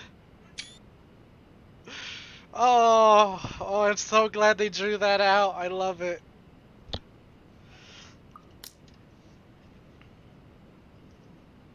She'd seen it once in her mum's hometown and another time in the university she used to attend. Then she asked me if it's possible to try it here sometime. I agreed with her at the time, only because she appeared excited at the mere prospect of it. We made those little plans along with Zachary and Ashton. Though, up until now, we never got around it. Even so, I find myself enjoying this, despite being told it's only half the experience. Little things, you know? Stuff you learn to appreciate when you're alone. Because at certain times you might get to meet people who are unfortunately born with the innate talent to ruin the mood and the scene with their mere existence alone. For example, the very driver of the car fast approaching my direction. Luckily, he doesn't notice me. The fleeting moment we pass each other by gives me a brief glance of the other people he's with. Kylie's sitting on the back seat, with the serving of bread pudding in her hands. And beside him must be his wife. He takes a turn and disappears at the nearest corner. But throughout the night, the cursory glimpse of odd things to bother me has left me wondering what kind of person his wife is. Fuck! His wife? The wife he deserves, really. Nah, even Ghost Girl deserves better than him. And more than that, is a silent prayer to the universe. I hope I don't ever cross paths with that douche again. Now let's go to his party Friday. After having such an eventful day, anyone will think nothing will surprise me anymore. But here I am, standing atop the stairwell, watching an odd scene unfold before me. Relief crossing my mind first, followed by confusion. What is she doing there? Although, given what happened this morning, the question feels a bit inappropriate to ask directly. What's important is Isabella's here. She's sitting cross-legged on the hallway, just right in front of her room, with several papers and folders scattered about. Each of them seem as important as the next. More than once, upon giving the scene a quick scan, I spot Briar Realty's logo at the topmost area of the pages. Ah yes, dirty and evil corpsewoman, his wife! Everything considered, it looks like a mess made by a third grader working on crunch time. Her landlady will have a few things to say about this when she finds out. I have a few things to say about this myself, in fact. But something the calm, focused manner she holds herself at present keeps me from disturbing her with that reminder. She's going through each paper with this intensity. Her brows are furrowed, lips in a tight line, both hands moving in precise movements as she shifts through each sheet. When she finds something of note, she moves closer, nose almost touching whatever paper she's holding, and grabs her phone to call someone. Hello. Sorry to call you this late. There's something I just want to confirm, if that's okay. Yeah. Oh. Okay. Thanks anyway. Not that one either. It's a cycle. She goes through call after call, then after the last one ends, she shuffles through a pile again and dials another number. Is it work? I've never seen her this engrossed with her own work before. Otherwise, she would have noticed my presence the moment I reached our floor. At the ninth call, she still appears as oblivious to it as when I arrived. And when she lets out a loud sigh this time, I immediately take that as an opportunity to interrupt. Isabella, you know the house rules here. And once her head jerks back and hits the concrete wall behind her with a thump. Oof, ouch, you okay, girl? There's the Isabella I know. Glad it's still there. I allow her a moment to nurse it before speaking again. Becca, you're late. Yeah, I ran into a little trouble at the cafe. But I brought food for the two of us, if you haven't eaten anything yet. As anticipated, she grins once I raise the bag of food I'm holding. Yet it doesn't reach her eyes. There's nothing of the cheerful glint in it this time. Just a hollow tone for the sake of being polite. Ashton's right. Something happened. Yeah, maybe later. I've got to finish this first. Just leave it here. I'll eat it once I'm done. Thanks, Becca. You can't eat this here. You know how the landlady would react. Why are you even working outside? Your room's right there. I know. Sorry. It just feels stuffy in my apartment right now. I'll go back inside once everything's been aired out. I promise. That has never bothered you before. Well, it bothers me now. Oh, really? Just now? I find that hard to believe. Yeah? Shouldn't you be happy? I mean, you've been complaining even if it's not your room. Now I know how you're feeling when it's messy, so I'm going to clean. Isn't that a good thing? In spite of what's supposed to be a good news, an exhale comes from me, drawn out and slow. It's a good thing, Isabella. Believe me. But you're as bad as Zachary at lying. What's really going on? She hastily averts her eyes, a surefire indicator that's going to be one of those lengthy conversations that can possibly end with the other person angry. Again. It's one thing I'd like to avoid tonight, at all cost. Still, I've made a promise to Ashton and Zachary. If she didn't talk to them, who else is she going to talk to? If she keeps this all to herself, who knows what might happen. Isabella, you can tell me. Is it about your family? A slight movement of her lips, although a frown, it's a reaction at least. Oh, didn't mean to click that.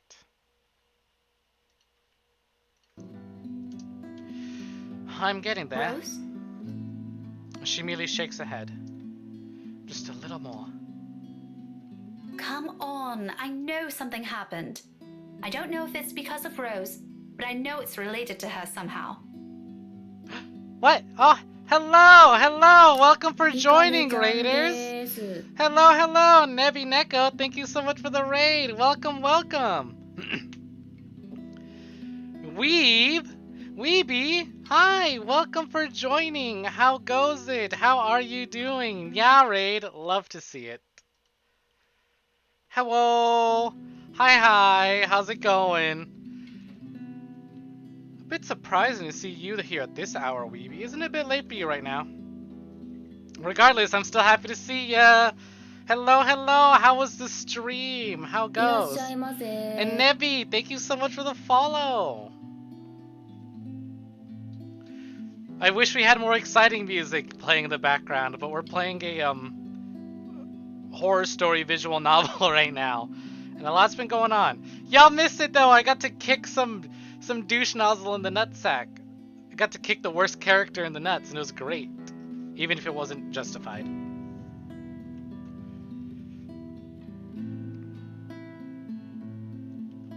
Yeah, it's late. Yeah, I figure as much. Still though, happy to have you here. It's always justified if it's Luke. Yeah. He deserves it nonetheless, but not for the reason we thought he did. Now, if he was what we thought he was, I wouldn't be surprised. Hey, glad to hear you had a good stream. What'd you play?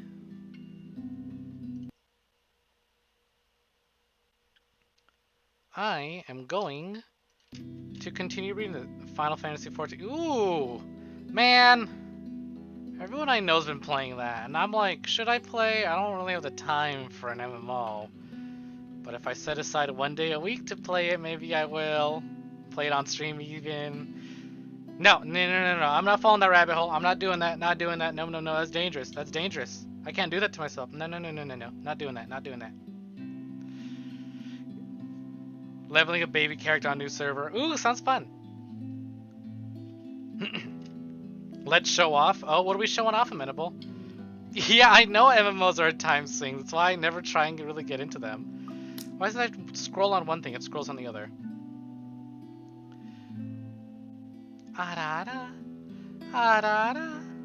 Hey, Sweet Snack. I haven't seen that one in a hot minute. Alright. Thank you for showing off, by the way, Amenable. Look at you. You just love showing off for Raiders, don't you? Okay. Give me just a second. Ooh, this is going to be fun. Avatar selection. Sweet. You chose sweet, yes? Yes, that says sweet. Where's my bloody select? Hey. Wow, that was really smooth. I like this new V-Face update. I'm blonde now. And blue.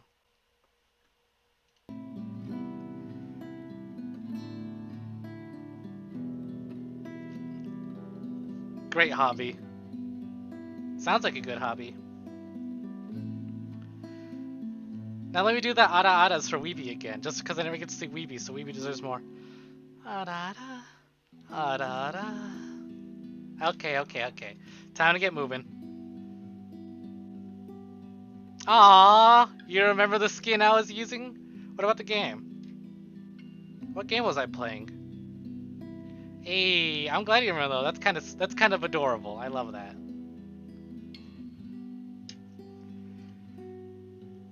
You weren't here when I Hell visited yeah. this morning, and both Zachary and Ashton are worried about you. If you don't want to tell them, you can tell me. I remember now. Granted, I almost always play as Pyramid Head when I play Dead by Daylight, but I think I know exactly which one. Aww. Thanks for directing the raid this way. You have a good night now, Weeby. Take care. Bye-bye. Does it have something to do with work? Office? If I don't know her, I might have missed it. Oh, wow, I totally didn't even introduce myself to the Raiders. Fuck. Hey, what's up? What's poppin'? I'm Goodnight Snack. At the moment, I'm not as gothy because I changed colors, but yeah. Goth Eldritch Horror, who every Wednesday, 7:30 p.m. Pacific time, I host this little thing called Visual Novel Club. My normal color scheme isn't, background isn't all pinky. It's actually, it looks like this. Yeah, we look like this normally. But Visual Novel Club is different.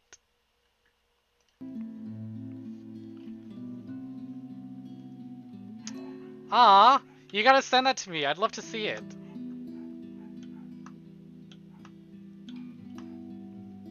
But yeah, today we are playing The Letter, a horror story, like drama, visual novel, and I adore it. Oh wow, the money that went into this. There's a lot of playable characters. I love her. Yes, yes. Wondering if I'd love it. Please send it my way. I love him. There's honestly a little too much to catch everyone up on. But basically the gist of it is we sold a big mansion to a bunch of rich people, or to a rich couple, as this character, and found a spooky letter that says send this letter to 5 people or else. And then a bunch of bad shit's been happening. And now we're, and there's a bunch of like interpersonal drama and relationship drama. It's all really good. I really adore this story. Especially for my first visual novel club story. Well, I guess technically that'd be Doki Doki Literature Club. Oh, I didn't read the line! She shifts. Then, her fist clenching tight and teeth biting her lower lip. And then there's fear. The look of terror in her eyes is the last thing I expected to see out of everything.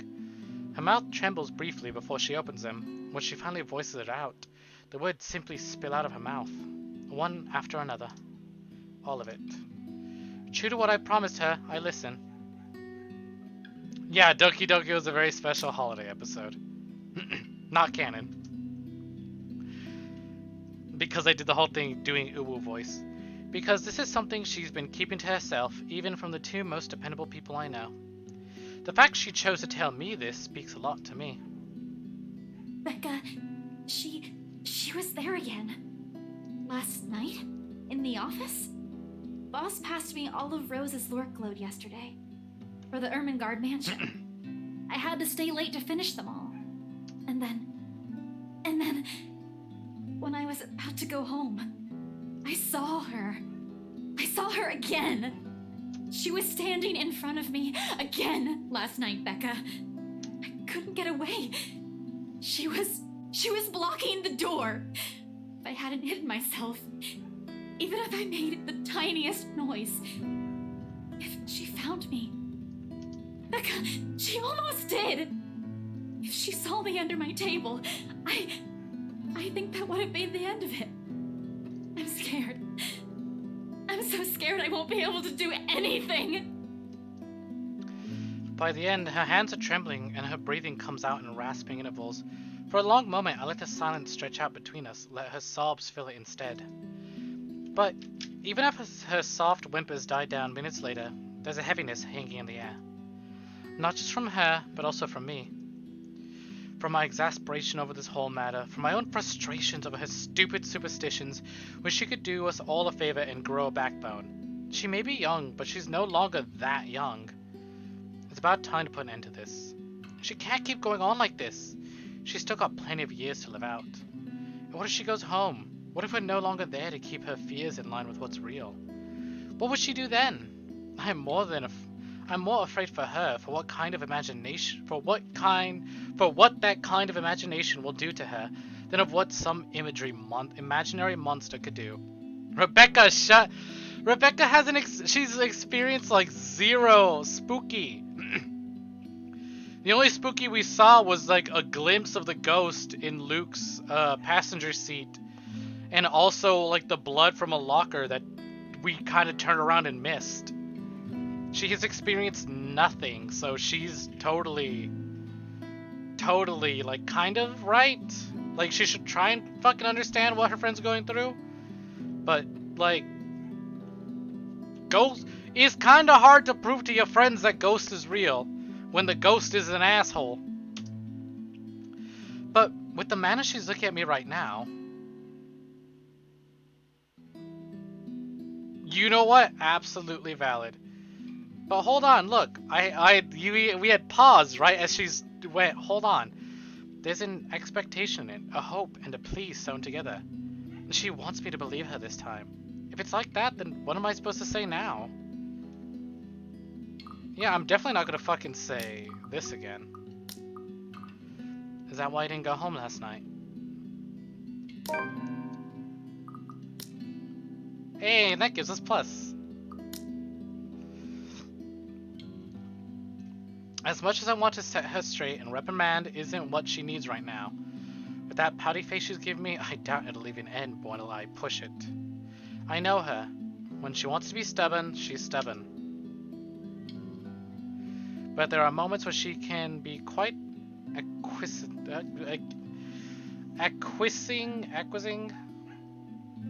I can't read that and be honest. 2. Times where she'll be more accepting of what I tell her despite her inclination to disagree with it. That talk can wait. In the meantime, I'll be the ear that listens to her without judging her, without criticizing her, despite my own opinions on it. You should have called me. She stares at me like I've grown another head, and her laughter lips out before I can stop myself. There? I can't do that! What will you do? Hit her with a book? You'll be dead before that happens. And I've hit worse monsters with the book. That isn't what I'm talking about. After you got out, you should have phoned me. You didn't have to go to Zachary's. The corners of her mouth curl up, a sheepish smile. By general definition, but this is Isabella. Her smiles are never half-hearted, never lacks her high spirits. In spite of this, I know everything's going to be okay. Somehow. After all, she's learned how to pick herself up long ago. Long before we met. Oh, yeah. Sorry. I don't even remember how I ended up in Zach's place. I was in a hurry to get out of the office, and it was already late. Besides, I don't really think you'll believe me if I wake you up over something like that. That's beside the point. True or not, there are people who will always be concerned about you. There's Zachary, but he's the first person you went to, and you didn't tell him anything. You just slept there. There's Ashton too, and me. But how do you think I'll be able to explain to your aunt or your family if you suddenly disappeared? Right. I'll remember that next time. Then she grins. Playful and mischievous, a preamble to an old banter. It's still not quite there. Still not quite her usual self, but with it, I know we're bound to get her back soon. Mom. I told you not to call me that. I send an elbow to her side for added measure, but when laughter follows the familiar gesture, none of it is unexpected. This is what's comfortable. This is how we found an equal ground despite our stark differences. So for the moment, I accept things as they are. Afterwards, a hush stretches out before us. For Isabella, this is rare. This isn't her. Yet in this moment, as she fiddles with the edge of another paper near her, as she hugs her knees close to herself and lets a pensive expression linger on her, it feels strangely fitting. As if this is where everything's supposed to lead to if we allowed it long ago. Seconds later, the moment is broken by the sound of a door easing open and a voice begging some little peace. How many times have I told you girls not to loiter around the hallway? It's noisy. Some people here are trying to sleep. Sorry, landlady. Quiet down or go do your talking inside. I'm pinning a memo to your door the next time this happens. Millennials. Sorry, we won't do it again. You'd better. The door closes and Isabella starts gathering the mess she's made, carefully stacking them all on her arm. At a loss for what to do, I help her pick them, and for the first time, I get a closer look at it. Completely unintentional, of course, but it catches my attention nevertheless, and a confused frown makes its way to my face. Why is she looking through this? I look at her for an explanation, but she immediately ignores the question in my eyes, takes the paper off my hands, and finishes cleaning up. The last paper she puts on top is a letter. The one she supposedly found in the mansion, and what's probably the root cause of this odd behavior. I shoot her a questioning look for that too. But all she gives me is a smile. And that halting tone, so uncompletely like her. Becca, I'll find a way out of this. You guys don't have to worry about me. Anyways, I should go. I'll see you later. Where are you going? Getting myself some food. Don't wait for me. I bought you food! Isabella walks before I can stop her, before I can remind her I've brought food enough for the two of us. She quickly disappears down the stairwell while I'm left standing in an empty hallway holding 2 bags of takeout. One of them will have to go uneaten tonight. Just an innocent passing thought. One that I don't dwell on much as I head back to my room. I ignore it all the same way I've assumed I won't ever encounter that douche again. And then we encounter the douche again. Oh, it's Thursday, never mind. One more day until we encounter douche again.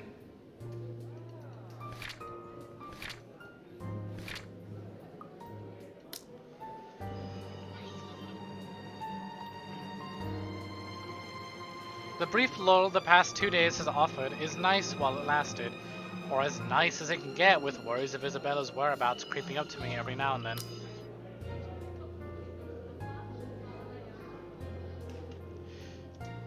She hasn't shown up after the last talk we had in the hallway, and the dinner I've bought had since been given to a different neighbor before it spoils. By all means, it shouldn't be anything to lose sleep over. She's gone on work trips before, usually for a day or two. This might simply be one of those, although it's often with the message saying exactly where. But it's a dour note she's ended our last chat with that gnaws. Like an ugly premonition. A deadly premonition, if you will? No? I haven't played that game on stream, it's fine, don't worry about it.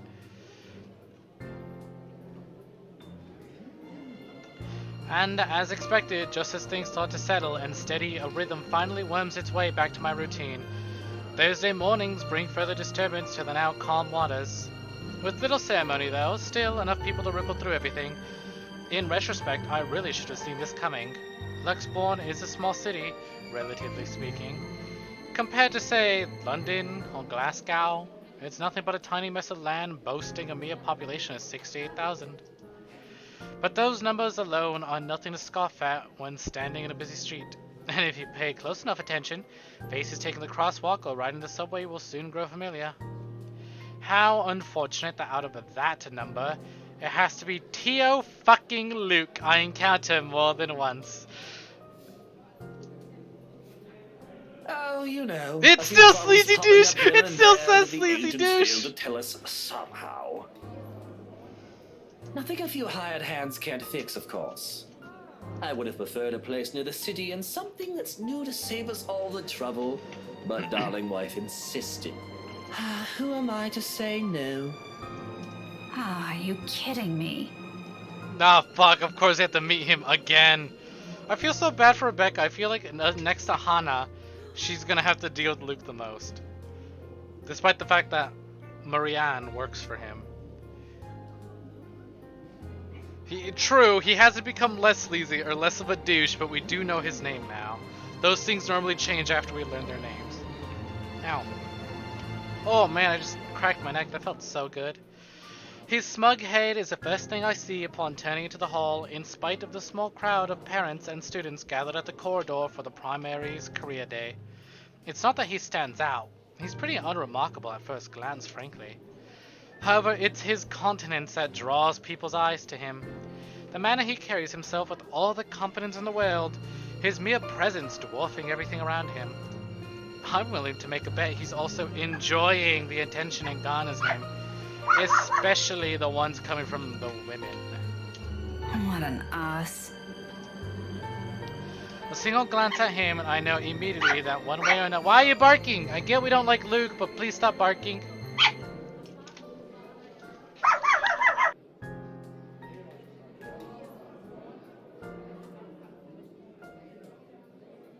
Hey, that's why my dog was barking.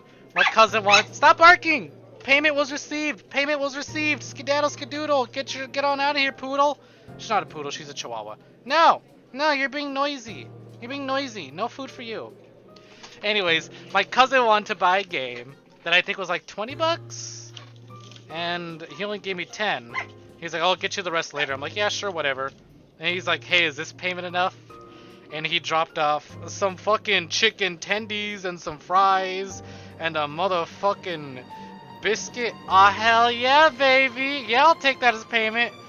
Granted, I highly doubt he paid for it, but you know what? He delivered it, and that's what matters. A single glance at him, and I know one way or the other, if we ever bump into each other again, my day will effectively be ruined in some capacity. He also exudes that air. The sort that makes you want to run over him. The sort that makes you want to run him over with the lorry and pass it off as an unfortunate accident. With him, it's either you want to punch him or let yourself be charmed. There's no in between. I'll gladly do the honor of the former myself. But alas, there are people around us. God, Rebecca! I still kind of like Marianne. I still like Marianne and Hannah a bit more. They've won my heart, but like, fuck. Fuck! A small pink woman who's ready to throw hands. What a quick way to make just... There's room in my heart for everyone. I love you all. I like your violent tendencies though. It's kind of hot, kind of sexy. We'd love to see it. Now I'm stuck with having to face one of the two. I shouldn't have volunteered. At the time, helping out sounded a good idea. I have no classes today after lunch. I could have opted to stay at the teacher's lounge and work on my lesson plans, but that means being left alone with our deputy and his chatter. He's a good man, but crivens, he can talk anyone's ears off. So the moment an opportunity arose, I jumped on it. It's a simple task to boot. Just deliver a whole box of materials and a few posters for the event, and maybe stay around to assist if time will allow it. I just wasn't expecting him to show up here. Out of the frying pan and into the fire. Had I known, I would have stayed and suffered through our deputy's impromptu speeches about his life crisis instead. But what's done is done. And going back is also out of the question. With how unexpectedly heavy the load I'm carrying is, I'd hate to lug this for a trip back just because my pride can't take another second of the interaction with the guy. He's insufferable, alright, but I've had my fair share of dealings with teens of more or less the same temperament. All considerably younger than him, and they listened! If he wants to be difficult like last time, so be it, but he can bet his sorry English ass I'm not standing down. Left with no other choice, I braced myself and sucked in a breath, mustering every bit of patience I have as I step into the hall. My grip on the box tightens when I pull it closer to me in an attempt to assume a low-key air as I amble towards the room. Stop mooing at me! Fine, you can have a fry. Your brother's not crying, and he's not even inside the room actually, now that I think about it. Where is your brother? Fat puppy, where are you? There you are. The box is not big enough to hide my face, even with the stuff piled on top. But if all else fails, I gave that fry to your brother! Why'd you snatch it out of my hands? Rude. Gilly, where's my... There you are. There's Round Boy. Take a fry. You like fries. I keep calling him... Ah! My model broke! What? How? All I did was look down. Fuck. Oh, I'm back. Curious. Okay. You know what? I'm not complaining. I'm not complaining. The box is not big enough to hide my face, even with the stuff piled on top. But if all else fails, I can just hit him with it. What? Don't worry, Rebecca. You're totally not noticeable, what with your bright pink outfit and even brighter pink hair. Still, a small prayer forms in my head. If there's even one listening out there, please grant me enough restraint. Better yet, I hope he doesn't notice me at all. That'll definitely make my life easier. Seriously, how hard can it be? He's standing a few ways from the door, and there are plenty of people between us to use for cover. If I'm careful, I can just go in, hand in the stupid box to whoever's in charge, forget every plan of staying longer than necessary, and step out as soon as I can. Easy as pie. But, as luck would have it, the exact moment I reach the room's threshold, someone barrels towards me. She latches onto my waist before topping the sudden commotion with a gleeful squeal. I knew it's you! The force of it nearly throws me off balance, sending the items stacked atop the box tilting dangerously to the sides. With the child's added weight at my waist pinning me on the spot and both of my hands occupied, watching is the only thing I am able to do. The short seconds in between slows as everything gradually slides off the box's small surface. Under different circumstances, this would have made for a funny story for some other time. Comical even. Until another set of hands reaches out and steadies the posture, threatening to take a nosedive right to the floor. Oh, careful now, Daisy. Don't make a mess here. I'll fucking make a mess if I want to. I'll make a mess of your face, I swear to God. My entire body freezes. Upon hearing his voice alone, an irrational impulse to hit him immediately bubbles up. I know I feel that way every time I see him or hear his voice too. But before my limbs could catch up with what my brain is currently screaming at me, he moves to take the burden off my arms. Irritation gives way to surprise, then confusion. It's in that moment when instinct finally kicks in and I tug the box closer to me before he can fully lift it off. What are you doing? What does it look like? You're surprisingly slow on the uptake for someone of your profession, aren't you? Bloody, doesn't this school have people for this kind of work? So much for being a center of academic excellence. I'm going to ignore that slight to my alma mater and my work, because that's not what I'm trying to get at. You know what? Why don't we just rephrase that to something you'll easily understand? Why exactly are you doing this? Well, you look like you could use a bit of help. Have you seen your face while you were heaving this around? Mister, I'm pretty sure if there's ever a look on my face, it's entirely because I saw something extremely unpleasant this morning. Hell yeah, hit him with that. I feel bad for all the usuals who aren't here today. They're missing all this fucking smearing of Luke's image, the beating of Luke. Come on! Finally, someone to put him in his place. A small pink woman of Scottish descent. Aren't you a ball of sunshine today, Daisy? Having a bad day, aren't we? Yes, we are, because you're a part of it. Oh, you have no idea. I'd put it away if I were you. You might scare the children. You don't have to worry about that. This isn't my department. I was just asked to bring these. Anyway, I can handle this myself, mister. The room's just right over there. Behind you, in fact. Now, if you could please move over and make way, it would do the whole world some good. Keeping my voice level throughout is a miracle in itself. But regardless of how polite my request is, he doesn't budge. Did what I've just said merely fly over his head? Were my choice of words really that difficult to comprehend? Surely it shouldn't be that hard. I think he might be a little touched in the head. I'd like to ask him that actually, but Kylie chooses that instant to pipe in. Don't worry, Miss Pink. Teo's strong. You can leave this to him. Yeah, I kinda doubt that. My papa does it lots of times, but I'm not allowed to talk about it to anyone. Teo says it's Confidential, Munchkin. That's right. Teo's smart, isn't he, Miss Pink? Do you own a drug operation? Just the idea that her dad just moves bunch of heavy shit for him all the time in his comfort. Do you own a drug operation, sir? Is this why fucking Ashton is investigating you? I'm still of the opinion that he's a piece of shite, but I must admit, his goddaughter's excitement is contagious, as always. A smile makes its way to my lips. Arms dealer? Ooh, yeah, that too. She's yet to budge from her place, though to be honest, I'm starting to lose some feelings on my stomach with how tightly she's wound her arms around it. I'm sure he is, Kylie. But I'm also sure he'll find better use for it elsewhere. Like helping you out. Oh, well, that's one thing, but... You heard the kid. No one's asking you. You wound me, woman. I'll do it again, too. And I'm quite certain I can do more damage than that. Oh my god, we're on the same level. I love her. Shall we give it a try? Please do. Again?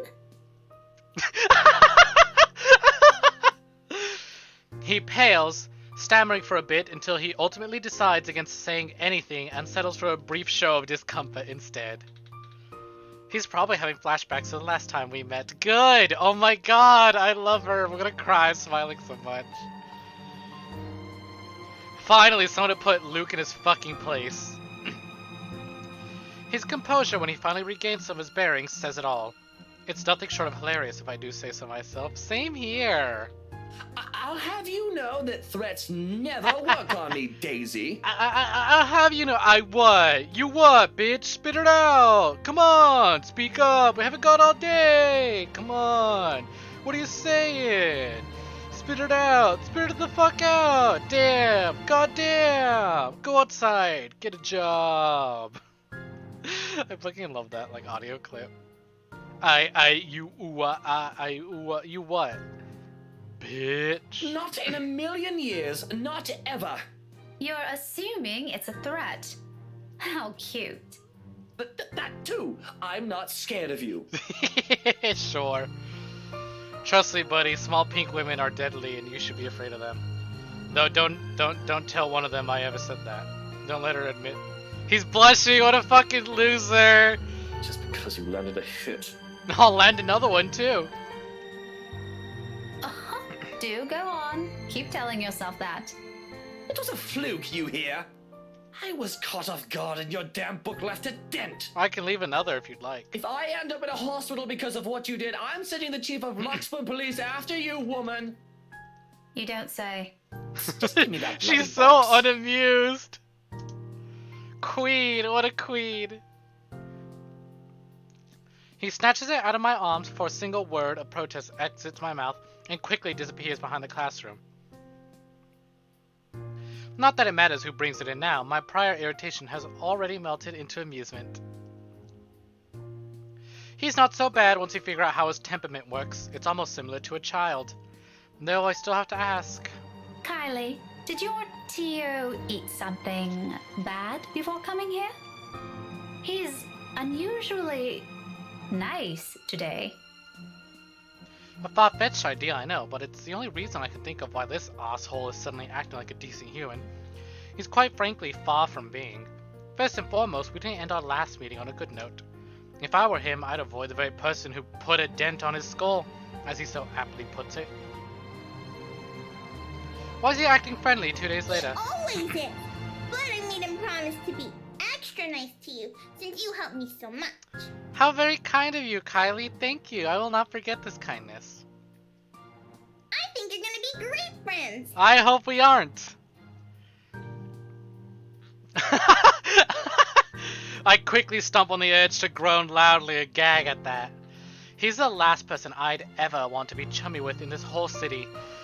But Kylie doesn't need to know that.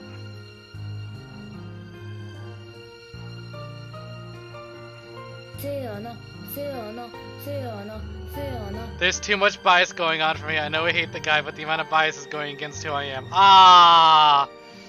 It's just memes. We have to play as him eventually.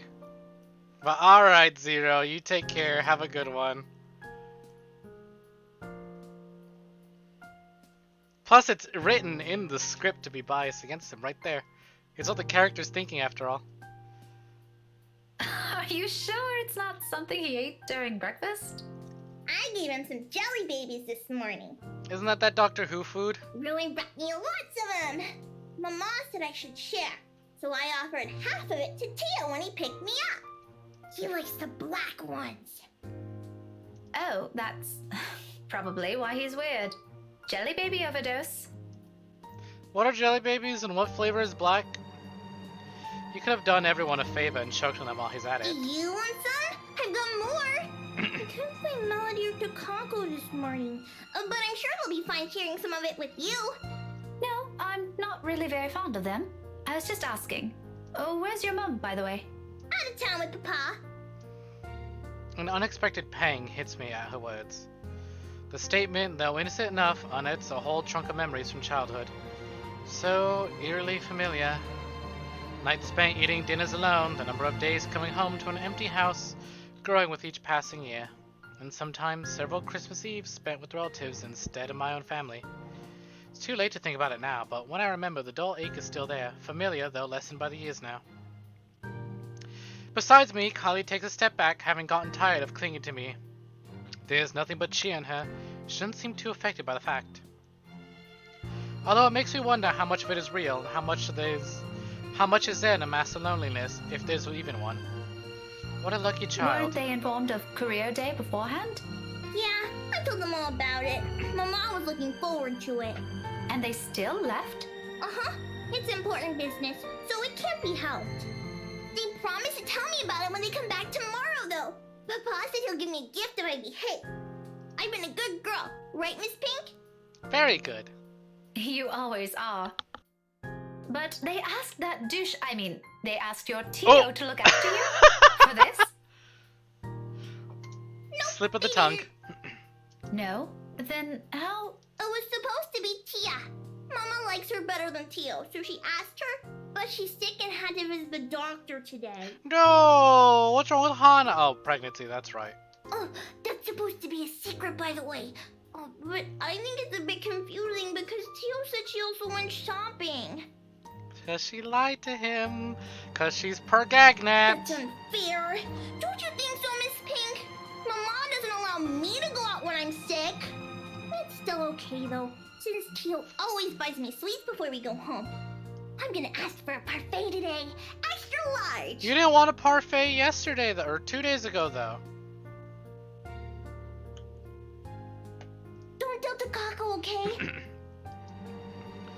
Listening to her like this, it's easy to get a picture of where Kylie's fondness for the guy comes from. She's far from a demanding child, unless you've made a promise of some sort. She never forgets those. She'll make friends with anyone, wherever she is. Buy her a few things there, and voila, you're settled. No wonder she's so attached to the man. The douche probably showers her with gifts whenever he can. I can't say if it's a sentiment's the same for the latter, however. He doesn't seem the type, and probably just does it for the sake of getting some peace and quiet whenever he's with the girl. Classic techniques. But before that, I'm gonna show him to everyone first. Let me go around showing my Tio Luke to everyone in town wearing a salmon suit. It's gonna be great. No one else has a gazillionaire fairy godfather. Also, when I grow up, I'm gonna be exactly like him and marry someone really handsome. I don't know about exactly, but like, good on you. Grow up, be rich, marry someone you find attractive who is an amazing person. He's got some good qualities in him. He's apparently fit. At the very least, he's slender. He's well off. Apparently can manage a business just fine. He has a beautiful, amazing, lovely wife who isn't as rotten to the core as he is. And I guess, in a way, has a way with kids? Question mark. He's won you over, so that's good at least. He's got some qualities. Certainly dressed sharply at the very least. Gotta give the man props when you can. Also, I was chewing food, but I still think Fairy Godfather is kind of adorable. Even if it is applied to Luke. Tia did. That way, I can be awesome too. Ah, honey, you're already awesome. There's some sort of misguided logic in there that I'd like to correct. But before I can say my piece, douchebag steps in, fresh out of the commotion from the classroom behind us, and plows into the conversation with every subtlety a wrecking ball has. No shite given despite no one asking for his opinion. Munchkin, sweetie, trust me. You don't have to marry someone for that to happen. I don't? Just do your thing, darling. I'm quite sure you can do great things on your own without lugging around an extra baggage with you. Tia married you.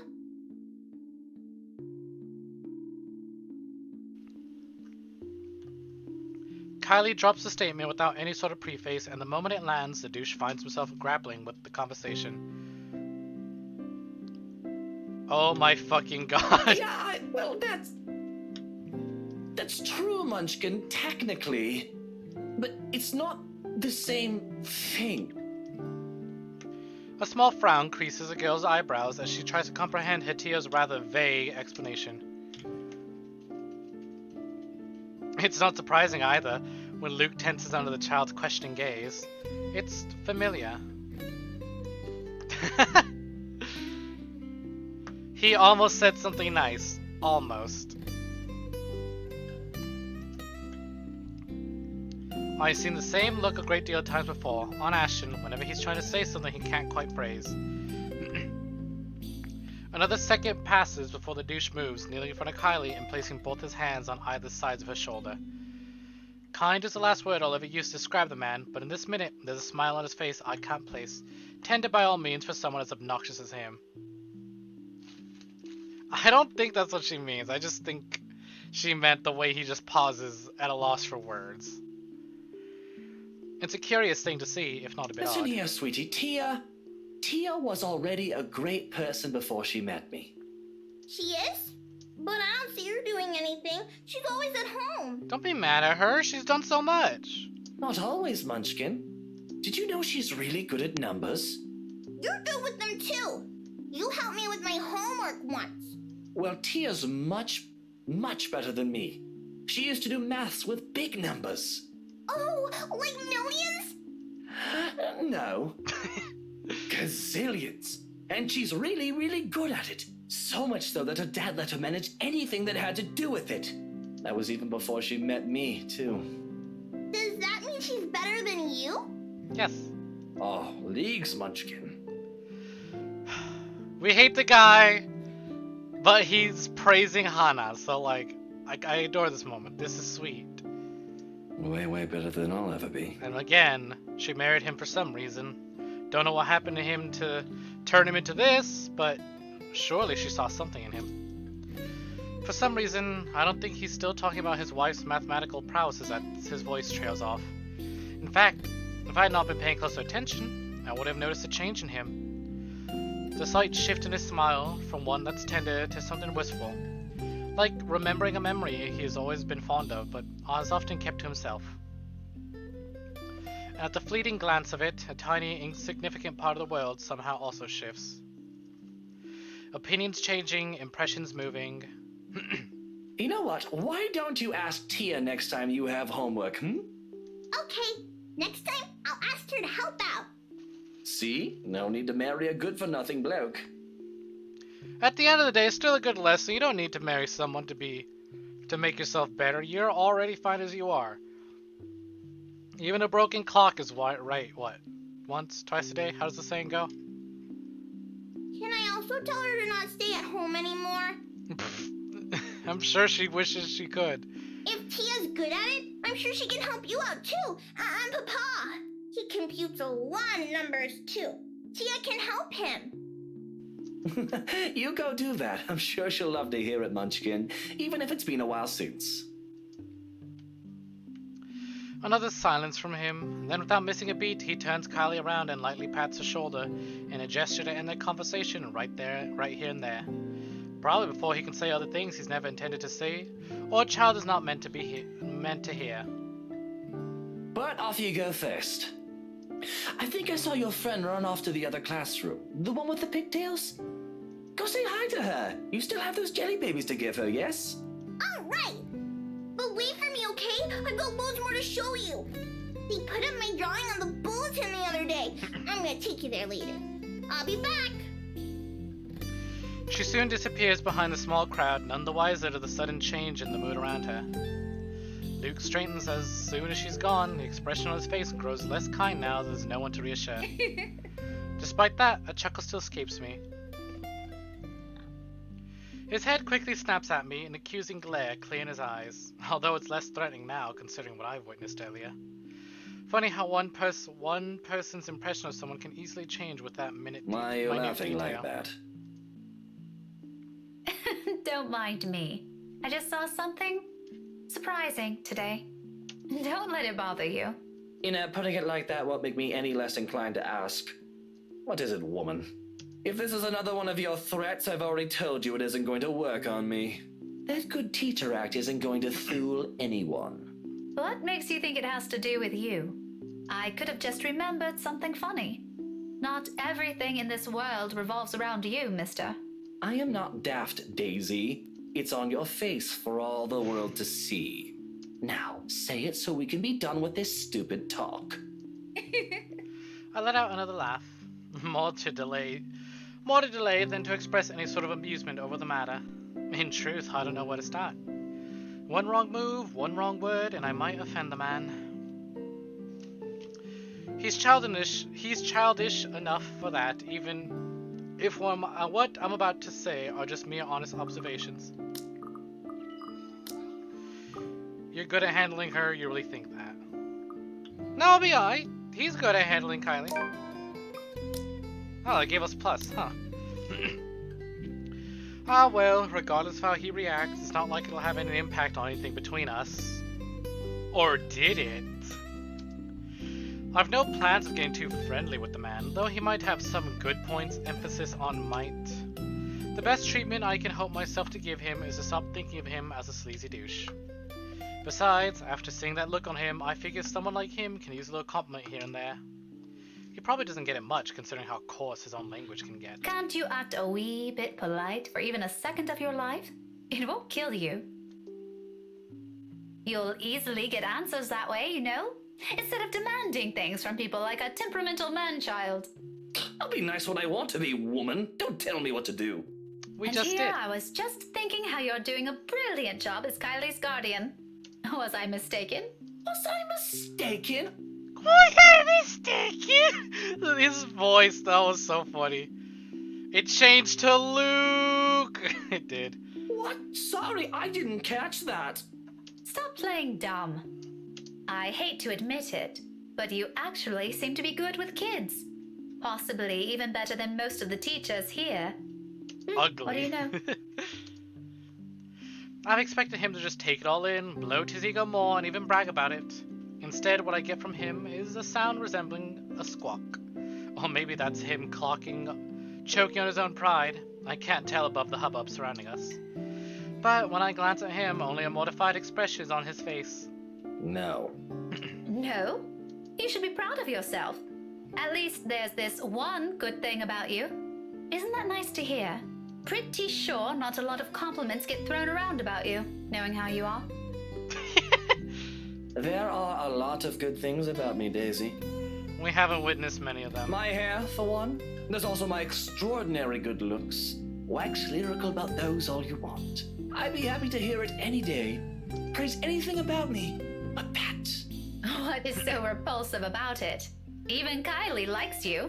Shouldn't that tell you anything about yourself? Kylie is one kid, not even my own. Trust me, you do not want to see me bring a spawn of my own into this world. It will be an abomination. Really telling of his character that he thinks that if he were to have a kid, it'd be a complete monster. Huh. I'm kind of excited to play as him. I want to know what goes on inside his head. Also, sorry buddy, that's a little unfortunate. You got a spawn coming. Is that what you keep telling yourself? Maybe. Is it any of your business? No. But if I didn't know any better, I'd say this is because you yourself think you're a little piece of shite and somehow it'll pass on. It doesn't work like that, by the way. Yeah, there we go. God damn, I want to psychoanalyze you, Luke. The last remark just came out. There might be a sliver of truth in it, but I shouldn't have phrased it like that. Even for my own standards, or the kind of person I'm talking to, it's still quite rude. An apology is already at my throat, but the minute I open my mouth, all of what I prepared myself to say dissipates, lost in the moment in front of me. He's turned his gaze outside, staring at some point past the buildings blocking the view of the sky, equally lost in his thoughts. He's a vexing man under so many standards, however, in this moment, the morning light streaming from the window lends his features a certain air. Softer, less severe than what he often flaunts. I might as well be looking at a different man. There's a tender note in his voice when he finds it, the words muttered under his breath, not intended for anyone but himself. Nevertheless, it reaches my ears, unintentional as it may You're be. right. She deserves someone far better than me. Whoa, I really want to play as you now. What is going on in your head? All that talk about self-worth makes some sense now. Stop trying to make us feel for the racist guy, please. I'm genuinely curious that if you're nice to him, he just isn't right. Like, God, I feel like he'd have been really... It'd have been a lot harder to hate on him. Granted, it'd be easy, but a lot harder to hate on him if he didn't fucking have that racist remark earlier. That's all it fucking takes. That's all it fucking takes. This is all really well written, and I am feeling for him. I don't have feelings for him. They're feelings of hate. But I'm kind of feeling bad and empathetic right now. But at the end of the day, he still said that racist thing that we don't like and do not tolerate. But damn, this is some good writing. All that talk about self-worth makes sense now. It isn't some profound Can you stop mooing at me? You're not getting any more fries. No. It isn't some profound knowledge he pulled out of his ass. It has to come about because he's already been there. Likely still stuck in the middle of it. Preaching about your own personal experience is easier after all. Less room for mistakes. More for a dose of self-loathing. What a complicated man. Complicated indeed. Just when you thought you've already figured him out, he does one thing and says the other. This is a fucking jab at us, the player. This section right here of being a complete ass to him, and then turning around and just going like, okay, hold on, there's more going on here. What's happening under the hood here? This is a fucking jab at us, and they knew exactly what they were doing. People like him are the most difficult to gauge, far harder to understand. Yet it might be exactly for this reason why some are so easily charmed by him. It's the mystery that catches them, wanting to find out what's underneath that bravado. I won't catch myself among those yet. His winning personality isn't exactly my cup of tea. But sometimes, once you get a glimpse of what's beyond that machismo, empathizing with the man isn't such a steep hill to climb. It's the comfortable silence we now share tells anything, that is. Perhaps that is as close to friendship as we can get, several insults flung around with a few shared silences in between, and it's not exactly a bad thing. He's not exactly a bad guy either, despite that awkward start we've had. Maybe it's for this reason that I can't resist throwing in a little comment to lift his mood before leaving him. You know, Luke, you're not such a bad person. Is that supposed to make me feel better? I'm touched, Daisy.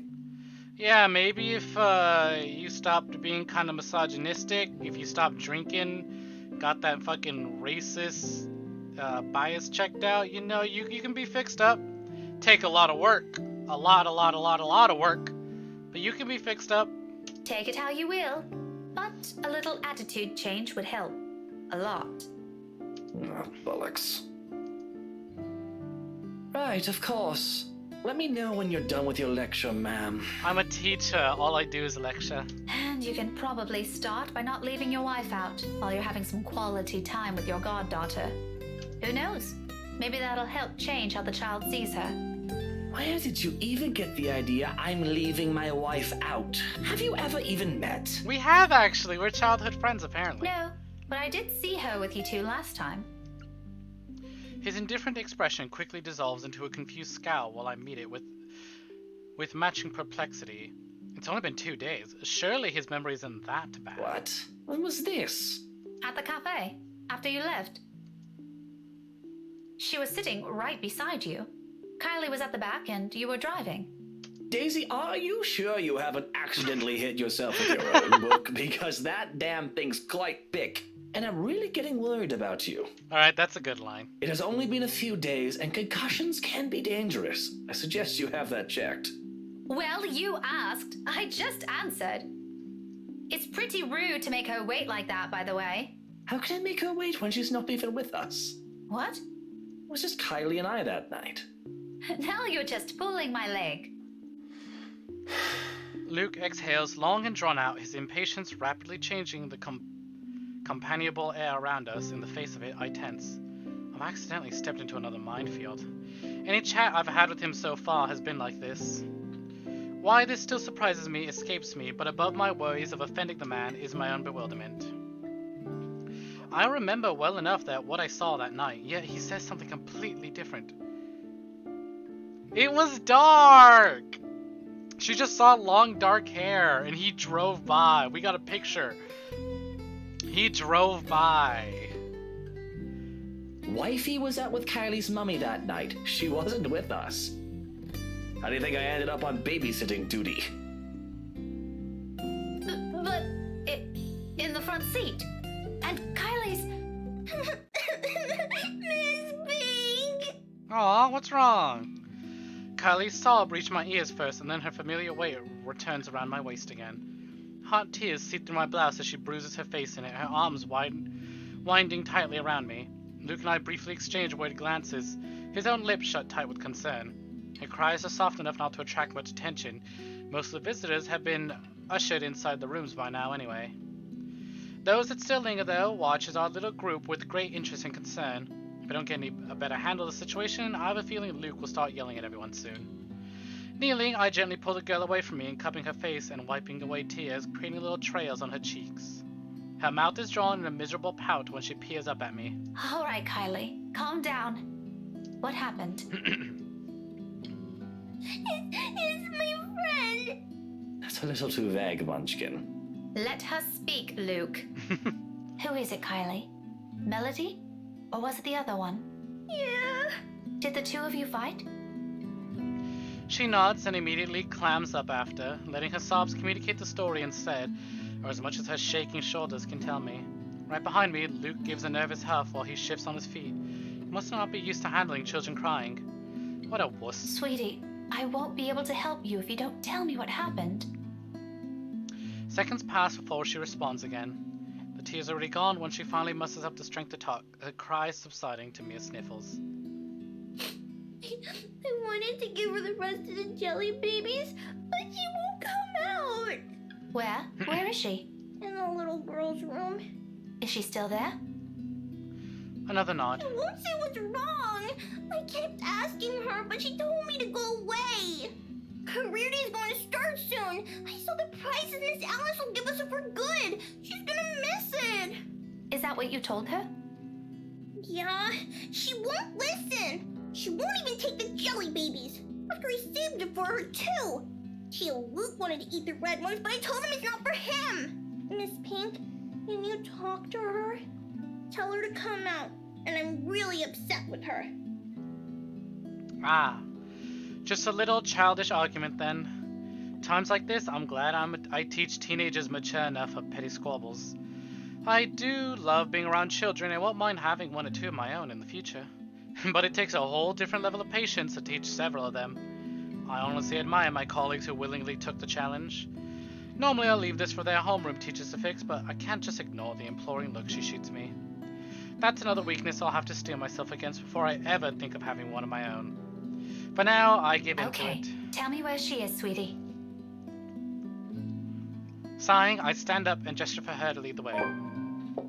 Luke trails quietly behind us. This is leading to a ghost. This isn't going to lead to a little girl. This is leading to a ghost. I feel it.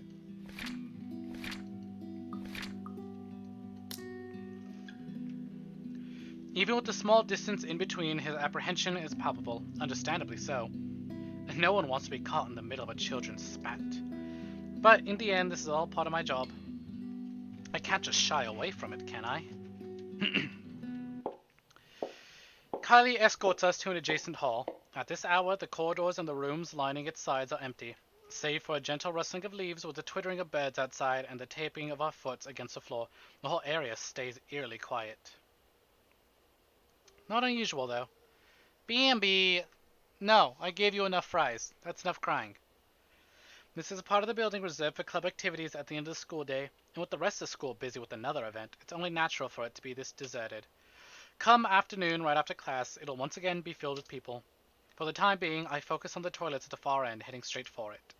Luke stays behind, opting to wait at the end of this drama instead, obviously not want to deal with another person's kid. Meanwhile, Kylie follows right after me, unusually silent as we approach the ladies' room. Sometime before we made the turn down the hallway, she stopped sniffling and started singing a tune under her breath. London Bridge is falling down. Honey, any song that isn't that one, please? Falling down. London Bridge is Probably a brace to falling calm down. herself, or maybe this is her way of preparing to pull her fair friend out of her lady. sulk. It certainly reminds me of another person. I make no remarks on it, however. It's all part of growing up, they say. Let her learn. The door's slightly ajar when we get to it, and from inside the sobs of a girl echo weakly, barely audible, even in this kind of hush. Turns out Kylie's not the only one upset about this. Despite the situation, a smile forms on my lips as I call out to her friend. Hello? Hello there? You're Kylie's friend, aren't you? Melody, is it? She's looking for you. Children can be so amusing sometimes. Granted, they can be exasperating, especially around this age, but the endearing things about them outweigh those. And all you need to know is enough level of patience. Career day's about to start, too. You'll have to come out, or you're going to be really late for it. Miss Alice won't be happy if one of her kids isn't there. I heard she brought little gifts for everyone who'll behave. Don't you want to receive one? However, her cries show no signs of abating. They only grow louder. Not close to a wail. Alarming, regardless. Are you okay? From where I'm standing, it sounds almost like she's in some kind of pain, and it's not impossible. They do that at times, hiding what ails them from fear of reprimand. If it's like that, coaxing her out might be useless. It also makes sense why she chose the loo furthest from their classroom. Wasting no time, I gesture for Kylie to wait and amble towards the door, calmly so I don't alarm her. At the same time, a distinct sense of deja vu hits me. I've been in this position before. Behind a door with someone crying on the other side, my calls ignored as their cries grow into a wail. Just this past week, actually. Even so, being in the same situation before doesn't bring any comfort. I'm putting up with the children beside me. It's the thick undercurrent of worry trickling into my stomach. I take one last breath, then I nudge open the door. It all happens in the span of a second. I don't make it past 2 steps into the room. Her cries abruptly stop. Light footsteps shuffle behind me, coming to a halt at the door. My heart skips a beat, and when I turn... Kylie? That's not Kylie. Miss Pink? Miss Pink? Why didn't you help her? My whole body becomes motionless at the sight of her, words catching in my throat and heart pounding rapidly against my chest. This is Kylie, I'm sure of it. Yet, nothing of the manner she speaks or the way she tilts her head in question carries the youthful, innocent vibe she always brings with her, as if I'm merely looking at a dead, a hollow imitation of the child. Can't you hear her? She's asking for your help. But it's not those that trigger a memory. It's those chilling eyes, calling, beckoning. Why won't you listen to her? All at once the memory returns to me. A tide that's receded now returns to shore with an overwhelming force, carrying images of a single moment from days ago, of a world passing by in the blur of features I can barely discern under the light that it was. Not even a week has passed. In this minute, while I keep my eyes trained on the child before me, they return with such unbearable clarity. There are no horrid wounds, no blood streaming down a pale face, thank heavens. Just lips, contorted into a small, twisted smile. They brim with venom I've never expected to see in a child, sending tiny pinpricks of dread crawling up my limbs and winding up my neck. You're a bad person. People like you deserve to die. I can't breathe. Those whispers and laughters again, judging, mocking, taunting. Each scathing word ringing sharp and true against my ears. My throat closes in. My whole body tenses. A chill settles at the tips of my fingers. Every digit gone rigid from the cold. With every single draw of breath, any struggle for air or freedom, the coils wrapped around my body tightens, dragging me down. A gradual, torturous descent into another bottomless abyss. On, and on, and on, until I lose touch with myself and the world. Help me! Until darkness claims me and, unexpectedly, a note. In the distance, a harsh and piercing, cutting through thick stupor and shattering the haze without Are warning. you ladies done with your business here? I don't have all morning to wait for you two. My eyes snap open and the world shifts into place with a ragged gasp. When I glance up, a different set of eyes greet me. Are you okay, Miss Pink? No anger, No vile hatred in them. Just plain, sincere concern. Bit by bit, I become aware of my surroundings and myself as warmth steadily slips back to me. I've reached out for the nearby counter, steadying myself at some point, and my knuckles have gone white from how rigid my grip on it is. It's over now, yet the tension hasn't left my body. My heart still hammers hard against my chest in an erratic rhythm, and my breathing still comes in short, shallow bursts. Before me, Kylie fumbles with her hands, utterly unaware of what to do to an adult in what's probably a laughable state. Did you get sick? I'll call Tio, okay? Stay here and don't move. No. No need. Just leave me alone. Tio will know how to fix you. Oh, wait, okay? I wish I can speak reassurances to her, but I can't shake it off. The dread is there, twisting at my insides in anticipation. Of what? I'm no longer sure. Pushing myself off the counter, I break into a run. Brushing off the anxious look Kylie gave me when I gently push her away on my way out. Or the furrow on Luke's brows when what was that, brows? Or the furrow on Luke's brows when I stumble into him outside. What do they both saw on my face? I care not to know. Bloody hell, I don't even understand what's happening anymore.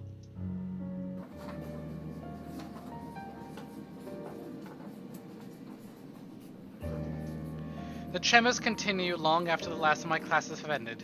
Although none of my students have commented on it, I've caught a few sharing anxious glances every time a pen slips from my hand or my shoulders tense whenever called. How unusual it must be for them to see a normally composed Miss Gales become a bundle of nerves. Even the most boisterous ones have given me less grief today. You'd think being on my 4th cup of tea would provide any comfort. Or is this the 5th? God, why does counting matter now? The fact that I can't easily shake it off this time should tell me something. The last time it happened, I passed it off as a lapse in my part, having been sick the week before. And it is a natural conclusion. Those are just stories, a centuries-old lore passed by the locals to keep children in line. What place doesn't have those? One of my dad's books even went as far to describe them as a strong part of Isabella's culture. Tree giants, women who fed on unborn children straight from a mother's womb, or hell, there's even that one story about a demon baby. All folklore that never had a smidgen of truth to it, most possibly told to scare off the natives there back in the old days. Much like every other one in every other place, the world is more universal than people care to think. But looking at it from where I'm standing now, after staring right into the eyes of that woman, after all the things I've been hearing and feeling, perhaps there's really more to that bloody letter than some awful Halloween prank. Perhaps Isabella's right all along. Finally, she listens. A terrible thing if true, though the thought doesn't linger long, thankfully. Soon the ring of my mobile takes my attention away from it. An unfamiliar name flashes before me once the screen lights up, and my brows knit together.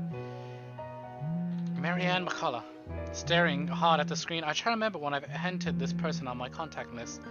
It takes a moment, but then it clicks. My eyes zero in on the book lying wide open on my table. Loaned out from the library almost a week ago. I met the woman there by sheer coincidence, a fellow history buff apparently. We're after the same book, but in the end she'd given it to me on the condition that I call her once I'm done. To be honest, I've completely forgotten about it up until now. Well, I haven't really taken a peek at it until today. Normally, I'd be done with the book, with the whole volume of this size a few days after taking out, about 1 or 2 depending on how busy I am. But finding a chance to sit down and read through has been more difficult lately than I anticipated. One minute I'm busy grading worksheets, attending a movie premiere the next, then somebody suddenly invited me out for one reason or another. Days later, a friend stopped showing up to her flat right after worrying reports pop up in local news.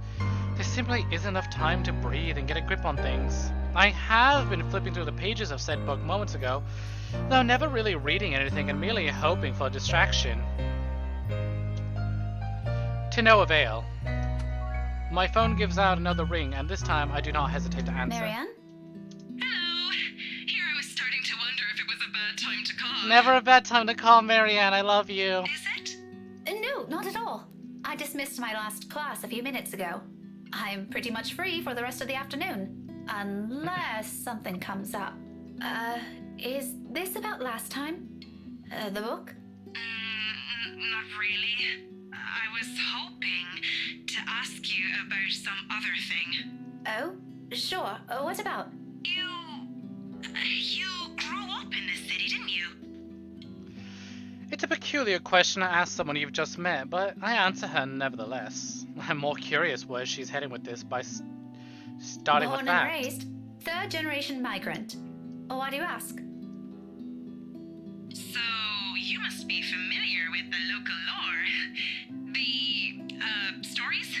Quite. If I'm going to teach about history, I'd like to think I am, yeah? But a family friend would be a better person to ask. If you want, I can contact him for you. No, let's just keep this thing between us, okay? It's nothing too big. Alright, I really don't know how else to put this without sounding a bit crazy. But things have been really, odd. Do you remember the mansion I mentioned back when we met? My current project?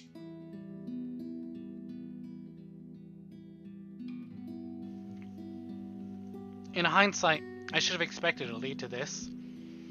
She must not have lived here long if she's asking about this now. It didn't take a week with Isabella when she arrived, but that's Isabella. Superstitious down to the last hair. There, it won't be too far off to think Marianne has only started thinking about this recently. She's working on the damn house itself. I must admit, even I'm curious now. Despite living here for so many years and having so many chances to look it up before. The Ermengarde Mansion, yes? Yes, that one. And, the thing is... Oh dear, this is a bad idea. You know what? Just forget I ever called you about this. It must have been the sunny weather. It's making me sick and see stupid things. See things? No, wait. It's alright, I don't mind. There's a moment's pause before she responds again. She's right in that this is a silly thing to talk about, especially between what I assume two people who are pretty grounded on their beliefs with regards to these things. I won't blame her if she hesitates. I can't believe I'm asking you about this. It's fine. Why don't you just think of it as some form of research? Well, alright. But after this, we're going to forget we ever had this talk. My lips will be sealed. Now, what is it about the mansion?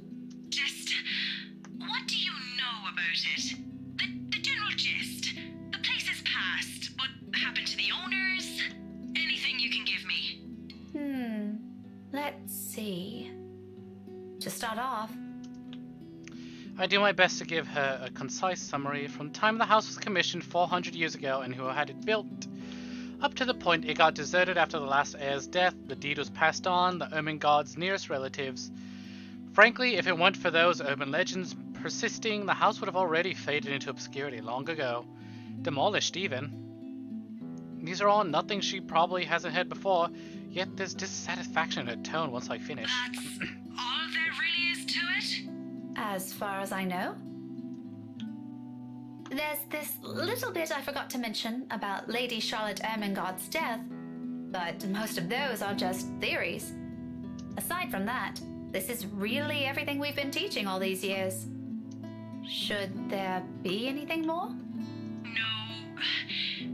mention of any other weird stuff?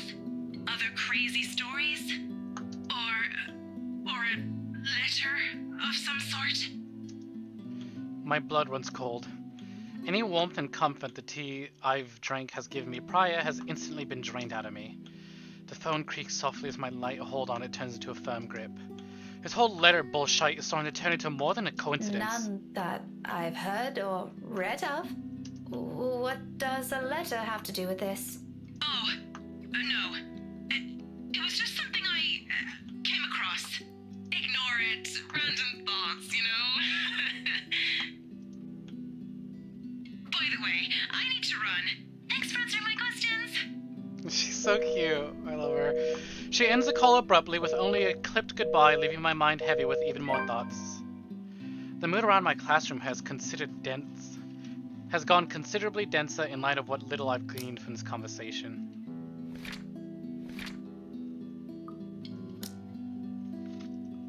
I don't think Marianne's lying about her intent. Her interest is genuine, I'd give her that, but she's left a lot of things out. I get the sense she only asked because something's happening around her too. If she hadn't mentioned the letter, I probably would have made the connection. I probably wouldn't have made the connection. Just what the hell did we get ourselves into? Of course, there's still a lot of confusing details in this. All of these are just assumptions. No concrete conclusions will be formed with what we have, and if we want to find out what we're really dealing with, I think Marianne's right. And there might be something more to those stories, as absurd as it sounds. The very place that gave us the letter might tell us something beyond what we know. And tomorrow night, I have a few hours of that chance at the housewarming party. Totally not an exciting thought, since the place is privately owned now. I can't just wander around. But it's enough reason to keep the dread at bay as I step out of the room, ready to put an end to this day. Oh wow, he's still waiting for us outside. However, all the good vibes disappear into the air when I run headfirst into Luke. There's really something in this man. Regardless of how much in my opinion he must change over the span of a few hours, he simply blasts through every good impression people have of him without care or thought. He doesn't even need to open his mouth, his mere presence does it. In all honesty, I think he's the kind of guy only a mother can love. You're still here? Obviously. Who do you think's standing in front of you? An ass. Oh, come on, Daisy. You've done better than that. Losing your touch? Luke, I don't have time for this. I'm heading home, and your face is the last thing I want to see before I leave. What do you want? Belatedly, I notice his hand. Partly raised, almost poised for a knock. At a slightly lift of an eyebrow, he quickly drops it aside and turns to Kylie. She's standing a few steps away from him, holding her hands behind her back, and towing at something on the floor with the tip of her shoe. Then he proceeds to make vague gestures at me and the child. He resembles a fish flopping for air the way he's moving his arms, though I think he's trying to urge her to speak up. Munchkin, I thought you wanted to tell her something. You do it, Tio. This wasn't my idea, darling. Don't worry. I won't tell Tia what you told me the other day. And this morning. Luke exhales, rolling his eyes at the ceiling and maybe praying for the universe to grant him more patience. He knows a losing battle when he sees one. He may act worse than a 5-year-old throwing a tantrum at times, but he's no match for an actual child. Nothing better than having served a dose of his own medicine, huh? Once his frustration has been promptly let out, he points a rude finger at me. I do my best to stare the offending digit down, but I can already hear the demand before it's even out of his lips. Why are you mooing at me? I'm not even eating. You, come with us. What makes you think I will? The Because child. little Rugrat here is upset and worried, and it's your bloody fault. I've no idea what happened this morning, but if you don't come with us, I won't be hearing the end of it from her. So do me a favor, Daisy, and just be glad I'm inviting you. You're asking for a favor, and you can't be bothered to be polite? I don't know. It's been a really busy day for me. I kind of miss my couch. Why are you barking? What are you boofing at? Go boof out there. Daisy, you just say yes. He blushing. A pause follows, almost too dramatic. And afterwards, his face twists into something between a grimace and a smile. As it happens, he appears like he's in a lot of physical pain. You'd think the man is getting an aneurysm by simply being polite. Please? Well, he did say the magic word after all. How can we say no? Tia said it'll be his treat. What? I said no such thing, Munchkin. Well, if you're paying, that is also the magic I word. only agreed to this because you requested it. I'm under no obligation to feed her. I promise we'll be quiet the next time I visit. Oh, all right, but just one meal and make it the cheapest. He and Ashton will get along famously on that department. On a different front, the offer for free dinner does sound enticing, however half-heartedly given it is. Mostly because Kylie wisely put on her puppy eyes, and by the second I find all my choices slipping away from me. See, Miss Pink? It'll be fun. You don't have to feel sad anymore, okay? Oh, well, My mobile buzzes from my pocket, cutting me mid-sentence for a second, and I'm spared from the act of giving an answer I'll regret either way. Finishing the grades out, I wave a hand at him and excuse myself. A disgruntled expression is on Luke's face before I turn away. I'd be lying if I didn't say it didn't amuse me. He's as eager to be done with this as I am, but what can I do? Checking a message from Ashton appears. Hey Becca, I'll be around Samuel this evening. Need to meet someone in this area. I might have to drop by yours and Isabella's place after. See ya. Oh. Just the usual. Unlike what he does to Zachary, Ashton has the decency to let us know when he's dropping by, or he's in the area for some business. From the way he's phrased it, it sounds to be the latter. Either way, I'm glad he's at least aware of the boundary, not that Isabella's ever going to let him leave the building unscathed. If he ever pulls the same stunt he does with the other man, I cringe to imagine what she'll do to him. Sighing, I slip the gadget back to my pocket. But looking up to see Luke's utter impatience on his face, I now face a different dilemma. The two of them are still waiting, and knowing the kind of person Luke is, this is already a grand gesture of goodwill coming from him, all to please his godchild. His denials aside, it's easy to tell he's really fond of Kylie. From his actions alone, I kinda hate to ruin that. Well, Daisy, we're waiting here. On the other hand, there's Ash. His message doesn't exactly imply he's going to wait, or he's expecting me to be there, but there are matters I hope to discuss with him in person, to put it simply. Housewarming party matters. With inviting Isabella out of the question, I only have Zachary and Ashton. Although the former has already made it clear he'll be busy this week, and well, Ashton has been my first choice from the start. Even if he detests attending gatherings like this. It's company that counts. He can be miserable together. But that's the problem, isn't it? He hates them. It's very likely his answer will be a flat no. I'd rather not hear that. If, by some miracle, he agrees to it, he'll probably be sulking the whole party. Not really a tough choice when you put it like that. Still. Tough choice, but I have to pick one. Honestly, I kind of want to go. I think I'll go with them. Only because Kylie asked. But I'll go. Ugh. He likes us now, but oh well. In the end, it's my own fondness for Kylie that wins out, and my curiosity, to say the least, really. Chances are I'll only have to endure his presence for an hour or so. If it lasts more than that, I can make up an excuse and sudden call from a friend or things to work on. It doesn't seem so bad when I think of the pros and cons. At best, it'll be a quiet dinner. At worst, it'll be an awkward affair we're both eager to be rid of. I am leaning more on the latter happening, hoping for the former, of course. Okay, but only because Kylie asked. Kylie's face instantly lights up. For the third time today, she tackles me into a hug before pulling away and dragging me by the hand toward the building's exit. That's alright. I'm sure Theo doesn't mind. He let me pick where we're going to eat. Don't worry, it's just close. Luke follows closely behind, and perhaps out of some desire to keep the dead air away, I can't resist throwing in a quip. Keep your distance. You better not do anything funny, you hear? I'm the one who should keep my distance.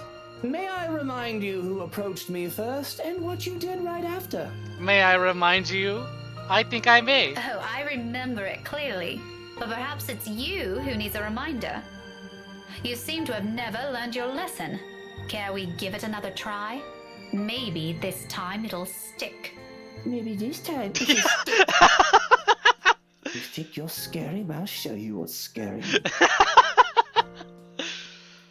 To my surprise, his tone lacks the usual sardonic note in it, and briefly I pause to stare at him. He quickly shuts his mouth right after and walks ahead of us. All talk and no trousers like the usual, and for the better part of our walk, except for Kylie's excited chatter, we don't speak. Oh man, Rai's not gonna be happy we blew off Ashton for Luke. Somehow, I have this strange feeling I'm already getting used to this kind of banter with him. I'm not sure if it's a good or a bad thing. And amidst this newfound friendship? Dare I call it that? Ashton's message lays forgotten and abandoned in my pocket. Of all the places nearest to school, dinner date, achievement. Ah, it's got like a little tiny like Kylie. It's kind of cute. The art's on it nice. Of all the places nearest to school, like it's just line art. It's just simple line art. There's no expressions or nothing, but it's like simple little art. It's cute. I wish I could show it. Of all the places nearest to school, Kylie picks this one, and waiting for food to be served is as awkward as I've imagined it would be. Not the bad sort, though. The pleasant kind. Surprisingly, Luke's an okay bloke when he tries. When he tries.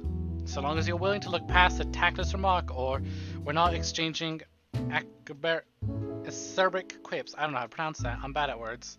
Why am I doing a whole series where I play games I have to read if I can't read? It's clear he's making an effort for this time to be as fun as possible for the 6-year-old by being chattier, even going so far as to laugh when Kylie's story calls for it. It's an interesting thing to hear from the man. More than once, I catch his frequent cheesed-off expression, easing whenever he looks at the girl. And your friend? Did you make up with her? Yep. She said she just saw something she didn't like. She didn't accept the jellies, though. She told me to give it to you instead. She knows you like the red ones, too. Very well. Hand it to me later. I'll bring some of them home. How did she not give him the jelly babies already? I think your Tia would love to have some. What a terrible liar. He says he dislikes the idea of having children of his own, but it's easy to see some part of him genuinely wants them. What's stopping him? Once Kylie wanders to nearby bookshelves after having lost interest in the conversation, however, we both revert back to silence. On our own, we have little to talk about, aside from a few questions about the other here and there. At one point, it does veer on local politics and history. He's surprisingly versed with that. He can hold a decent conversation without throwing a jibe. Nothing too personal is ever mentioned so far, though. It's too early for those, and besides, I don't like him enough to speak of every minute detail in my life. Better keep it strictly between the silence and casual repertoire. This whole thing already looks and feels wrong on so many levels. I'm quite sure he feels the same. So when another bout of silence hits us and becomes too much, I've taken to finding something else to occupy myself. Toying with my mobile, turning it from hand to hand while we wait for our respective meals. But it'll be a complete lie if I say I'm not waiting for some intervention. Something to pull me away from this place. Someone.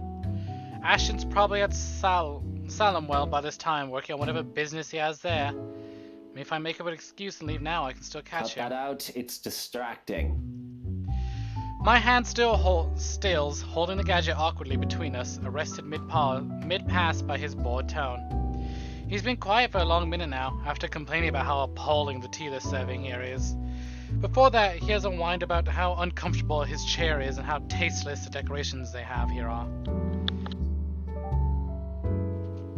Previous to that, he griped about how dull the place is compared to the one he frequents on the upper-class side of the city.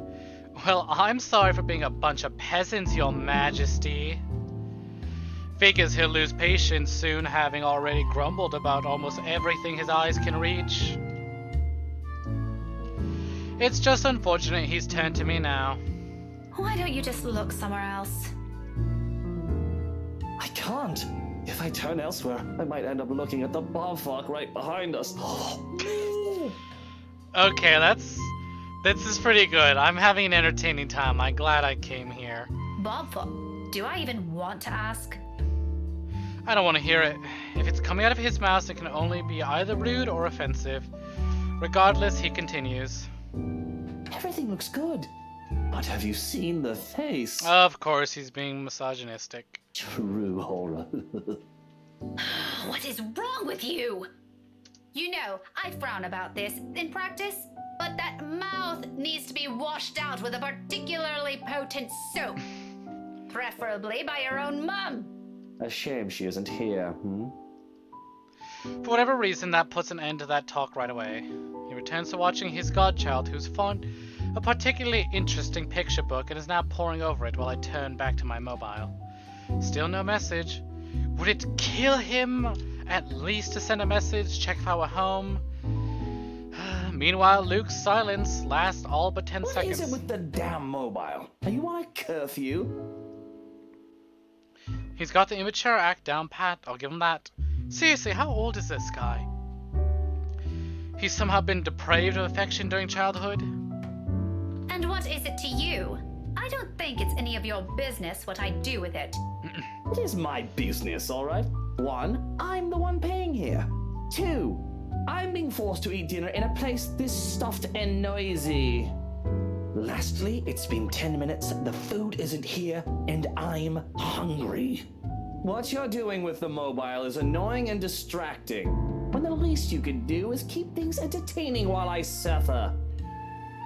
That's your problem? Shouldn't you be more worried about how this entire affair looks to other people? Oh, I didn't realize this was one. Oh, shut up. That was good, but shut up. You move fast, Daisy. You could have informed me first, you know. Had I known, I would have taken you someplace nicer. Oh, shut the fuck up. That was a good line. That was kind of funny. Good on the writers, but fuck off. Good wine. No, you don't need any more alcohol in you. Why did I ever think this was a good idea? I just thought it'd be entertaining, okay? I didn't really want to sit around and have Ashton go, yeah, yeah, no, I don't want to go to a party, no. That's dumb, why would you invite me to that? Did it ever occur to you how inappropriate this might look to everyone? Why should I care? It's only inappropriate if you make it out to be. Relax, I won't do anything to make your boyfriend angry. He doesn't even need to know we dined out. It'll be our dirty little secret. I'm chewing food, but please don't ever say it like that ever again, I swear to God. He's not my boyfriend. You could... oh my God. Oh, Becca, what are we gonna do with you?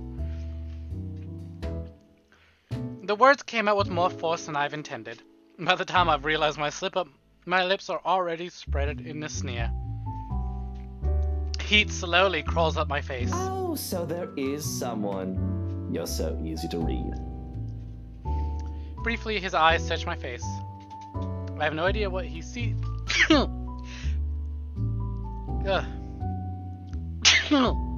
Excuse me. I have no idea what he sees, nor do I care, but in the next second he barks out a laugh, displaying his amusement without reserve to everyone within earshot.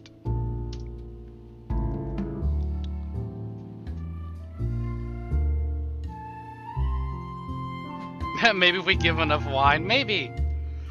In that moment, I flipped a switch in him somewhere and I've lost my chance to deny his assumptions. Do I even want to? Isn't that the reason why I've been so focused on my mobile, waiting for another message for him? For a reason to dump this awkward meeting to go after him? Look how mottled you are. Now the nickname makes more sense. Shy Miss Pink and her cute little crush. They're not cute, shut up. We do not acknowledge my sneezes. The color suits you, by the way. It matches the hair. It's not a crush. Oh my God. Calling him a child, now here you are, you're acting like a little middle school girl. Classic denial. But in reality, you want him to be yours, and your every move is made to make him notice you. In fact, no, he's psychoanalyzing you want us. him to see you with another man in a non-professional capacity, because he might misinterpret it. The same thing goes for you, doesn't it? Bloody, yours is even worse. What about your wife? Aren't you concerned she might misinterpret this? Daisy, just because we tied the knot doesn't mean we have to be joined at the hip at every single opportunity. Don't be ridiculous. Why else would you marry her if you don't want to be with her for the rest of your lives? Because, Daisy, she also has other things she can do with her life and friends to spend time with. Granted, I don't like some of them, and I have a few of my own she utterly dislikes. But wifey doesn't have to know my every move. Nor do I hers. Do you know how boring that would be? To be with the same person for all hours of the day, losing sleep over the mere fact they're not with you, or putting everything you have aside to please them, to have your whole world revolve around one person. Aren't you just mistaking that for something else? Unlike you, there are other people here who don't share the same jaded outlook you have. Don't lump everyone together just because it didn't work out for you. And you, my dear, are unexpectedly naive. What's so naive about it? If you love each other, wouldn't you want to always see them, be with them, to have them focus solely on you? Maybe you haven't been loved enough. Becca, I'm gonna be honest. I think it's you who hasn't been loved enough. Rebecca, Karen. Oh yeah, but I like this one. I'm gonna be honest, Becca. I think you're trying a little too hard for Ashton's attention, and you don't need it. You don't need it. He ain't gonna give it to you. Please stop trying. Move on. Been there, done that. Oh, It's that kind of thing for you, isn't it? The love is eternal, love is a strong emotion shite. A starry-eyed girl pining for a dashing Prince Charming. What's next? Oh, so hello, Romantic welcome, confessions speedrunner. of love, a grand wedding on the beach, dozens of spawns running around in some picturesque home in the suburbs. Hey, you don't need to call me out like that. I wanted a beach wedding. How quaint. Are you also expecting it's going to be sunshine and rainbows after? A happily ever after? Please. What? I never once said. And is all of that such a bad thing to hope for? Woman, I've been married for 7 years, and I'm telling you, it's far from what you have in your pretty red head. Tell me, how long has this song and dance been going for you and your man? Maybe I am mistaken. Averting my eyes from him is all I managed to do. What does his mere 7 years compare to the 17 I've had with Ash? It's laughable he thinks those two things are even comparable. Kinda laughable you think yours is comparable. Ash and I may have never moved past the boundaries of friendship like what I'm hoping for years, but we have isn't something anyone can scoff at. I've always been by his side, endured everything with him. I know him better than anyone. No matter what this man, this complete stranger says, I know there'll always be a place for me beside him. And yet... Come on, Daisy, that shouldn't be too hard. 3, 5, 8, 10, 20. His words easily seep into my heart like sharp daggers, gradually picking apart everything I've ever been sure of. Despite myself, the doubts resurface and defenses crumble right in front of my eyes. It's no wonder he sees through me, and as expected, he ridicules it. Restrained, low, and rumbling, a sharp sound striking the air around us amidst the murmur of people and the soft notes of music playing over our heads. His shoulders shake when his mirth becomes too much even for him. He reaches up a hand and passes it over his face, as if to hold his glee to himself. Bloody books, this is just brilliant. Oh, mother, why do I always keep running into these things? This day couldn't get any better. I think I'm gonna need a stiff drink after this. This is the letter! Every Wednesday we do this thing called Visual Novel Club, observe the background changes. And we play through different visual novels. So far it's only been Doki Doki Literature Club and the letter, because this game is long. This is a long game. But I don't mind, I kind of really enjoy it.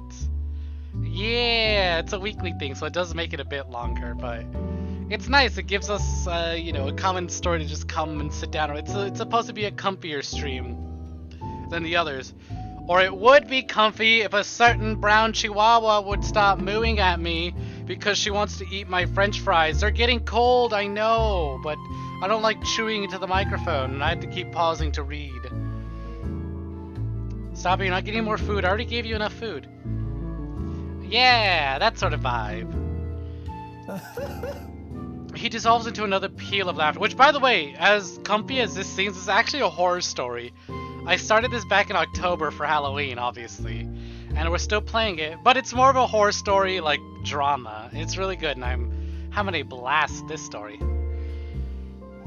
He dissolves into another peal of laughter, but when it subsides, what he has for me are mere words, scathing, each of them. The urge to run from me has never been this strong. Is everything you said how you plan to act, if that man of yours ever ends up with you?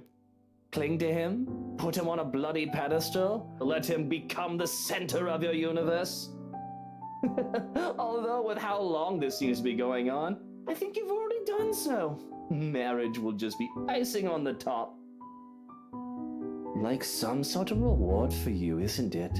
For being a good, patient, loyal little girl all this time, never looking at another man.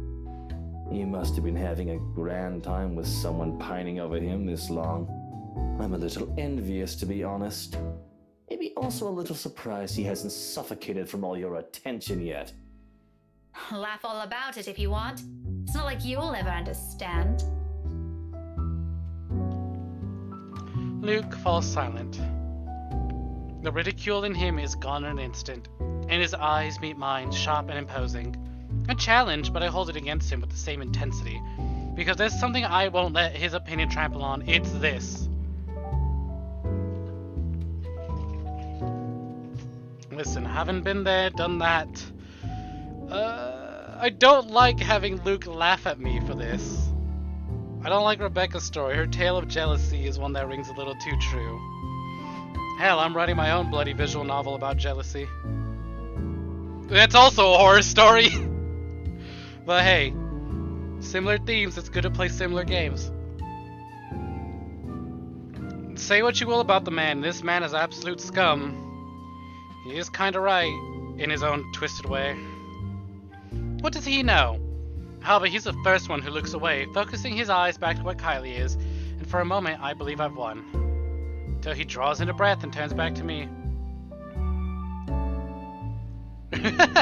No, I'm just playing around. He's talking about our character, essentially. The words he drops next, though, hushed, hang heavily in the distance between. Like, he's got a point. She's spending all this time pining over Ashton. She just said it, 17 years. And the fucking idiot hasn't picked up on her feelings. And if he has, he's being completely, like, oblivious to them. And not being open that he doesn't feel the same way or does. Like, goddamn, dude, damn. Goddamn. Rebecca gives Ashton her everything, and what does he do? He gives her the bare minimum. But she's so crazy in love with him that the bare minimum's just enough. The words he drops next, though, hush, hang heavily in the distance between us. Alright. I won't. Stop making me sympathize with him. For obsession, woman. They are not the same thing. And again, I thought a broken clock was only supposed to be right twice a day. Why has he been right kind of all day today? It rattles. Out of everything he said tonight, this is the one that twinges my heart. Maybe it's in the manner he delivers it, the lack of conceit in his posture, or an underlying insult in the tone he takes. The remark is not meant to cut, merely to express a simple truth. This time it's him who holds a gaze against mine. Another unspoken challenge, and I realize that if this happened minutes before, I'd already have an equally searing retort at the tip of my tongue. There's none. But the anchor's there, ringing at my insides, prodding at uncertainties I've long kept. Isn't it enough? We have the long years we've been together, we have the memories, whenever he needs me, till other people came in between us. I've always been the one there. That dedication, loyalty should mean something, shouldn't it? I've always been sure of it, and that one day he'll see it for what it is. In spite of that, in this minute, under this man's scrutiny, my own heart wavers. Now I struggle to find words.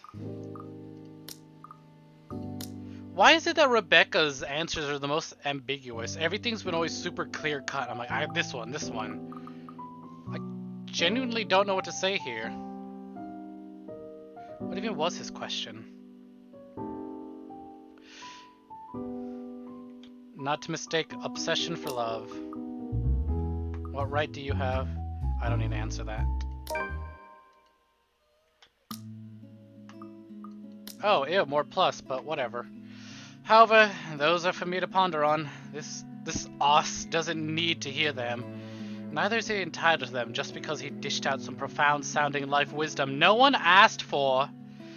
So I look away, hoping my own silence would be enough of an answer for him. And it is, for a moment. Up until warm, furious tears prickle behind my eyes, stinging, begging for release. Along with every frustration this dumb talk has built up in me. All because of this man. I hate him. I hate the fact that he has to be the one to see me in this sorry state. I'm already expecting another bob from him when his expression shifts. Except he panics. In the span of 3 seconds, his expression changes from indifferent to concerned to utter panic. It probably would have been funny if it weren't so irked by the sight of this glacket bastard. Hey, are you crying? Are you going to cry? Stop that right now. Oh, this is entertaining, though. Will you shut up? He clams up before I could almost finish. Whether this is due to the sudden force in my voice or how I look, I pretend not to think of it. He seems like a deer caught in the headlights with the way he's making himself small in his seat. But I'm still pissed. I'm tired, and if I can't punch him, I can at least scream at him. You're an annoying bag of dick, you know that? Rebecca! Becca! Kylie's still there! Kylie's still right there! If I hear another word from you, I'm sewing that bloody mouth shut myself! It does do the trick. Not to the effect I've hoped, but the moment I've snapped at him, the stinging at the back of my eyes melts away. A strange calm overcomes me. A fragile thing when found in the middle of a busy coffee shop. Nevertheless, it's appreciated considering it doesn't last, immediately broken by the very person that put me in this state with a few awkward pats to my shoulder. Thought he saw the ghost, but it was just his fragile masculinity. He is mad about everything. I think you joined afterwards, but literally, the moment we started this scene, Rebecca was going on about how he had complained about everything in the store. Done twice, thrice, and another. Until my patience runs out again, I'm pulling out the book from my bag, raising it threateningly over his head. It'll surely dent his skull if it slams down at this height. Part of me wants to see that, but I restrain myself. He has a good sense of recoil, though. Shortly, he shrinks back to his seat and waves his hand in front of him in a gesture of surrender. Watch that book, woman! I already warned you about your little threats. You don't want to see my brand of angry! My brand of angry? Yeah, because the pale look on your face is angry, huh? Then keep your hands to yourself! Are we sure she's only like part Scottish? She's not complete? Rebecca... No, she's Scottish descent, yeah. So that's what it took to put Luke in his place and get him all flustered, eh? A Scottish woman? A, what, 5'3", pink-haired Scottish woman? Alright, that's it. People these days, I swear you treat them nicely and this is where it gets me. You're the last person I'd ever want to comfort me. Even if we're the only two remaining people on Earth. Don't flatter yourself. Okay, have it your way, Daisy. And stop calling me Daisy! I have a name, you know! He mutters something inaudible under his breath, although afterwards he doesn't say anything further. For the next minute, he simply contents himself with making a mess out of the paper and napkins, folding them into clean shapes without clear intent before crumpling them in his hand when he loses interest, and dumping them in a small pile in front of him. He sounds like a child, and I'm sorry, Mom. Person's a dick. He is a dick. When we met him as this character, his name was Douche. And he's kind of a huge asshole. He's an alcoholic, he's misogynistic, racist apparently, British. What more do I need to say? A douchebag, exactly. A waiter serves our meal soon enough, and Kylie makes her way back to our Oh, that's why we called him a dick, because Kylie wasn't here. But before I could take a single bite, he mutters something. The words spoke in the same tone he used since this morning, all under his breath whenever the honest part of him would show. Despite my rather confusing opinion of the man, I stopped short of shoving my food in his mouth to look at him. His eyes are on his food as he speaks, busying himself with cutting a portion of meat on his plate. But what comes out of him only rings true against my ears, above the din of the coffee For house. what it's worth, Rebecca, I didn't ever think that's all there is to you. Don't be genuine! Stop being genuine! What the fuck is this? I want to hate you! And I do! I still can't forget the fucking racist remark. I don't care if it was under the influence of alcohol. You know, the feelings in your heart are still there, bastard. But fuck, this is good writing. Why else would I leave my own goddaughter in your care if you're just some lovesick woman? He spears a piece of his food, pops his mouth, and that's it. One whole day with this man, I still can't figure out what his deal is. I've been playing this whole game for hours. What's 30 hours probably if we do 5 hours a stream. And his whole shtick was that he was a dick, but now I'm also kind of confused as well. But for what it's worth as well, I don't think he's an entirely bad guy. The rest of our meal slips by in silence afterwards. Aside from Kylie's occasional chatter, the whole dinner goes without another word, exchanged between the two of us. Exactly, he needs to be an asshole somewhere else, and hopefully not to anyone else. Just himself. Somehow we managed to make it through the whole thing without triggering another tension-riddled conversation. A good things, perhaps. One, because Kylie's sitting in front of us, and two, I probably won't be able to hold a proper conversation with my mind heavy with thoughts. We depart from the coffee house just as the evening crowd starts to thin out. The same wordless silence fills our short walk back to the school. Oh yeah, and he's a womanizer and he cheated on his wife. That's right, how could I forget about that? He cheated on his wife, cheated on his beautiful, amazing, lovely, wonderful, and it's not even just because she's hot either, it's because she's the most fucking sweetest, nicest person. I love you, Hana. I've never wanted to simp so badly in my life. And then Marianne came by, and then I also wanted to simp super hard.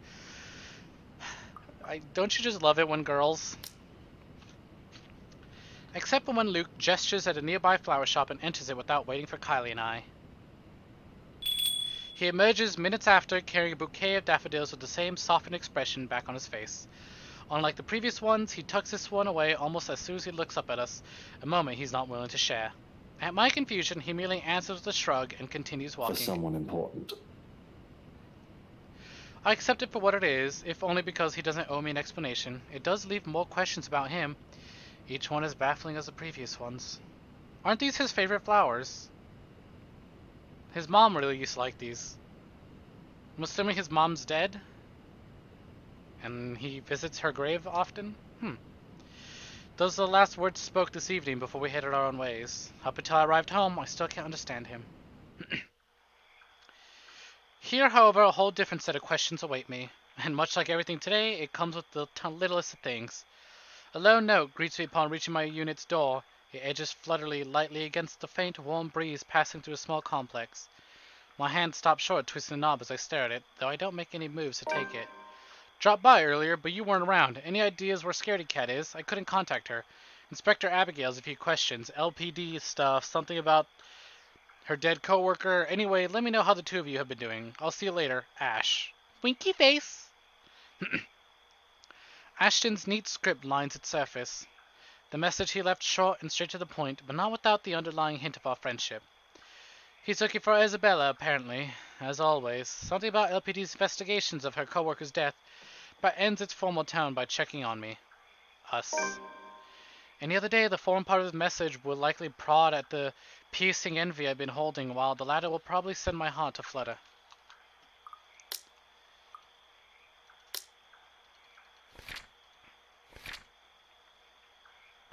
Oh, it's frozen. Oh! He looks soft and sweet, and unfortunately eerily similar to Virgil, and I like Virgil, so fuck! Any other day, the former part of his message will likely prod at the piercing envy I've been holding, while the latter will probably send my heart to flutter. Little things from him that I want to mean something more. Yet this time only guilt fills me, and my eyes briefly shift towards Isabella's empty unit. Luke's words repeat inside my head as I do so. For what it's worth, Rebecca, I didn't ever think that's all there is to you. Why else would I leave my own goddaughter in your care if you're just some lovesick woman? Have I always been like this? Stella! Hi! Welcome for joining, Stella. Who the fuck is Rebecca? Ashton's childhood friend, Isabella's neighbor, and kind of mom friend? And then Zach's friend as well. And also we're apparently childhood friends with Hana, though we don't remember. But yeah, she's the teacher friend from the very beginning of the game. She hasn't had much agency in the story. She's like head over heels in love with Ashton. But unfortunately we've had to spend time with Luke because his godson and goddaughter attend the school we work at. And she's hella jealous. She's the super envious type. She's head over heels over Ashton for some fucking reason. Ashton hasn't, after 17 years, noticed, apparently. Buffoon. And now she's having second thoughts, I guess. I can't believe spending time with Luke might have done someone good. What? Unbelievable. But anyways, hi Stella, how are you? How are you doing? How is it going? This selfish? Hey, nice. I hope you're enjoying your sandwich. I hope it's tasty. I have food too, but you know me, I don't like to eat on stream, so I've been picking it away slowly. She knows everyone. Actually, yeah, she does, because we met Marianne. I'm pointing at myself. We met Marianne at a library and became like history friends, and now we have her number. And she called us earlier to ask about the ghost. Oh my god, can't relate. I know, god, I wish I could be more like that, just like fucking chomping down my food without a care in the world. But when you have a longtime friend who's like super, I think she has like misophobia or whatever, had no shame. Hold on, I immediately forgot what I said. Yeah, I wish I had no shame. I wish I could just chomp down without a care in the world. Nah. Okay, Amenable. Good luck with that. Hope it fixes it. Now my food's getting kind of cold, but I was honestly probably going to end soon anyways. So I could eat. Plus, also, it looks like this chapter's coming to a close. In truth, I've intended to call Ash after that dinner. If I didn't catch him here, invite him to that party like I planned. There's time, and he's still probably awake around this hour. But my hands won't move. And perhaps it is for the better. Hey, Amenable. Until I've had time to think this through, it'll be best if I distance myself from those I've been clinging tightly to. Find a different perspective and see things for what they are. With a soft sigh, I reach for the note and crumple it under my hand. The knob twists open with much ease when I enter this time. Maybe after some introspection it'll be easier? For tomorrow, I have that woman and the mansion to worry about. Mansion party time! And this is where I save. Oh, but Stella just got here. But I do kind of want to end. Will there be something scary? Honestly, I don't know. I don't know.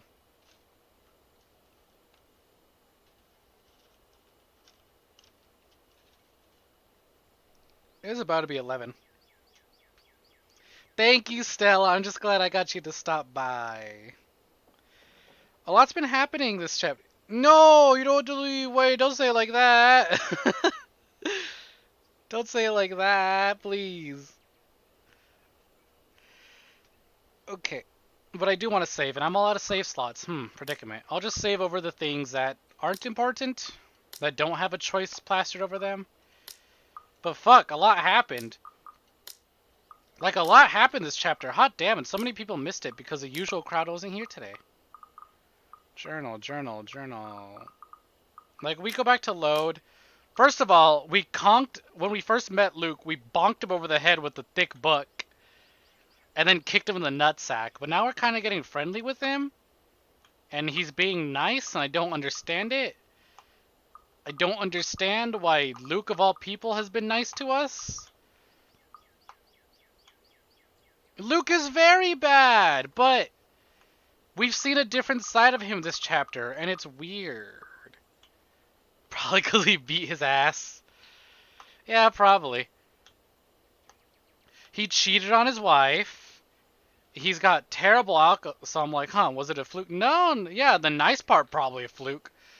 But it's weird. We've been seeing a different side of him. He considers himself a monster from like one line of dialogue, and now we're psychoanalyzing him. So I'm spending time with him. I could have gone to dinner with him, or gone to sit around in my apartment and wait for Ashton to not show up, apparently. No, he cheated on his wife several times, apparently. He goes to fucking bars to pick up women. There's hints he may or may not be involved in something highly illegal. He's fucking racist, apparently. We can't just blame it on the alcohol. Misogynistic. So I made a 1-star review on an app and said it's good. Sounds like people reviewing Steam games. Ew. Yeah, ew. And he smells. Exactly. But now we're seeing a side of him that's not just an asshole, and I am confusion. I'm like, there's depth to this character. What? Excuse me? Oh, there was a Kickstarter. Love Esquire. Oh, is this a new visual novel by them? I'll click on that. I'll open this link.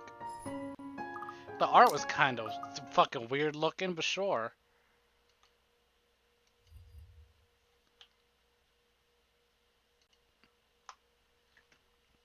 But there's depth to his character now. It only took this many chapters. It only took like 25 hours to get to the depth, but it's there. So I'm kind of interested in playing as him, even though he's the very last character you play as. I just want to know what goes on inside that head. I just need to know. Right? It's interesting. It's interesting. Why is this game so well written? Why is it so fucking long? God damn, I want answers. And I'm only getting more questions. Fuck. I'm honestly like least excited to play as like Ashton. I know Ryu's gonna be upset that I said that, but I don't think Ashton's a very interesting character.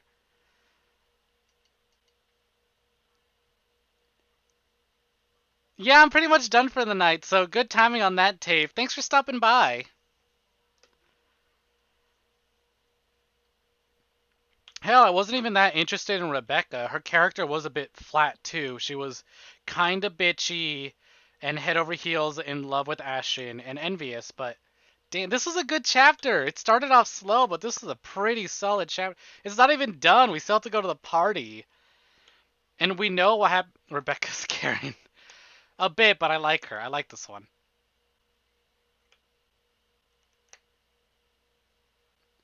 I miss her. I miss Hana. Exactly.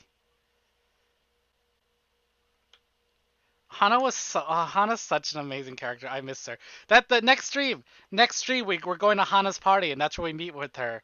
That's where we find out that Hana and Rebecca knew each other back when they were kids.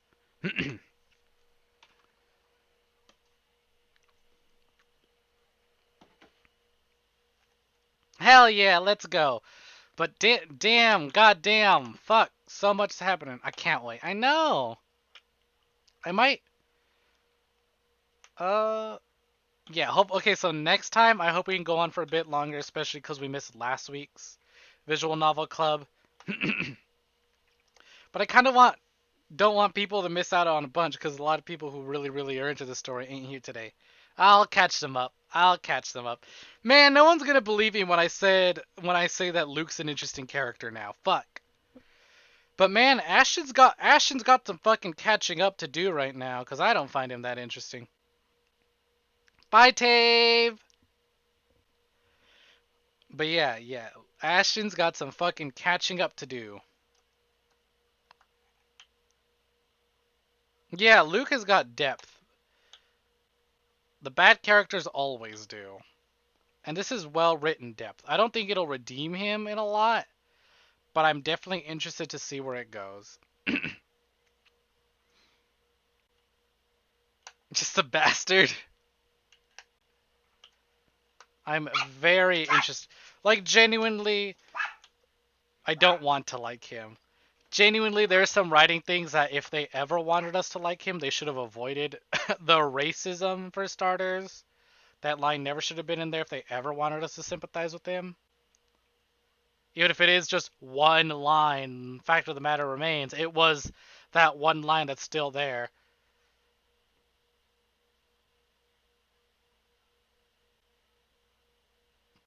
Me looking through the chat and not seeing Tame, be like, who the hell is Tame? What? What do you mean Tame? Yeah, somehow we had just all like, collectively just heard him say a word. Like it wasn't even him, it was a fucking ghost pretending to be a drunk him. I don't know, that's fucking stupid. It was the chief guy ventriloquizing. That chief guy's got a fucking... Oh, Tave! The great Tave, right there, yeah. Tave. Tave. Not Tame. The message, all the smiley faces right there. I don't know. I did kind of got spoiled on one CG, so it may kind of end up looking like Luke will still kind of play the villain role in this, but at least he's a villain with depth, so it's very interesting to see. And I cannot wait to psychoanalyze him in like 4 streams when we have to jump into his brain and make decisions for him. Who knows? Maybe I'll make him nice because all the other characters deserve kindness. Right, like if they could have just avoided that. Still though, kind of hard to forgive the misogyny and the blatant sexism and the constant affairs on his wife. How can you cheat on Hana? She's incredible and amazing. Yeah, there's tons of endings. And there's a true ending, which, by the way, we will not be getting. Not because I didn't do things right, but because I have to beat the game once and do things I don't want to do to get the true ending. But we're gonna get the default ending and then true ending, and if I want to, we can fuck around and see what all the other choices lead to. But as far as I'm aware, they just lead to getting us killed. I am really curious how the story goes if you get certain characters killed in certain chapters. How that affects everything else. God damn, this is replayable. 25 hours in. We're not even at the end of the game. And I'm still thinking about like how choices that obviously matter, like choices that get us killed. Fucking hell. Who's the developer? Who's the developer? Who did this? Who did this? Because you did an amazing job. You did fucking impeccable. Hydrate! Wow, hello, look, welcome for joining, Kitty Biscuits. You made it at the very end.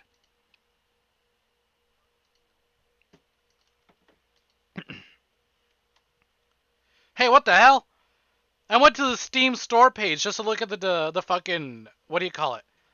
I went to the Steam store page just to look at the developer's name. And it's a fucking CG of Ashton wrestling fucking Johannes. What the hell? Why does that happen?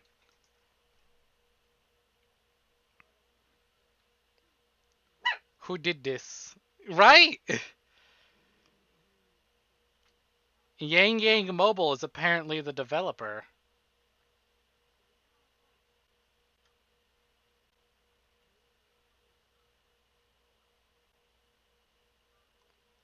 Ooh, the Letter wallpaper pack and the Letter original soundtrack.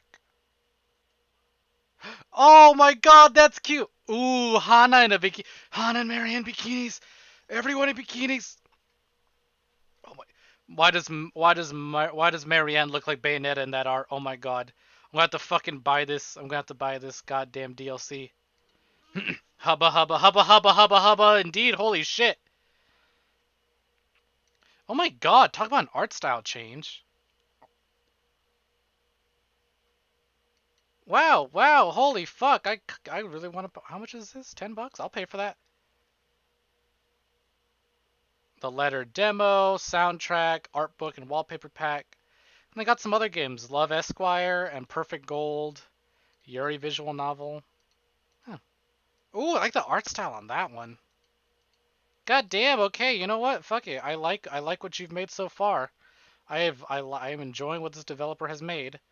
I'm gonna wishlist these. Add these to my wish list, and maybe we can cover these on a future, very far into the future visual novel club. Because holy fuck, this one's taken a while.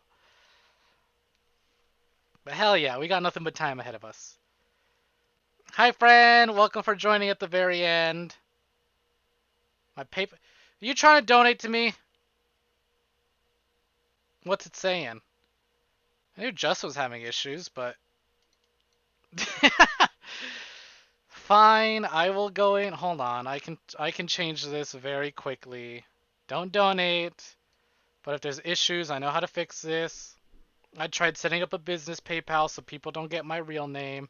Says you're ugly. How dare you? You know that's not true. So rude. Ugly was censored. Laugh. What? What do you mean it's censored? It's right there. It says stealth 16. Alright, hold on. Where is it? Tipping settings. It was censored for you? That's funny.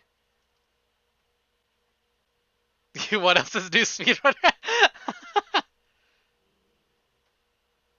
Alright. Stop growling at me. Why are you mooing at me? You're not getting any of this food.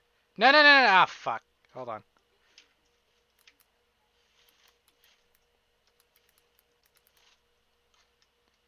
Eh?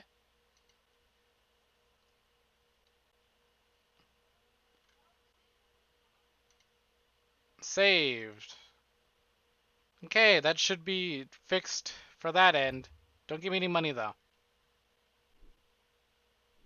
I just wanted to spend time with my friend, and you can't offer that. So you try to give me money instead? Oh, what the fuck? Bug Snacks is free? Oh, I don't have PlayStation Plus. Never mind. Alright, then. Though, that's the end of that. This was fun. Ah, man. Y'all really did miss a good chapter. Yeah, but this is Stella. Stella's allowed to poke and make fun of me. I'll do it back anyways. Hey, thanks for stopping by, though. I'm sorry that I ended this a lot earlier than I would have. I do kind of just want to eat. I don't want to go too far ahead when there's not that many people here today.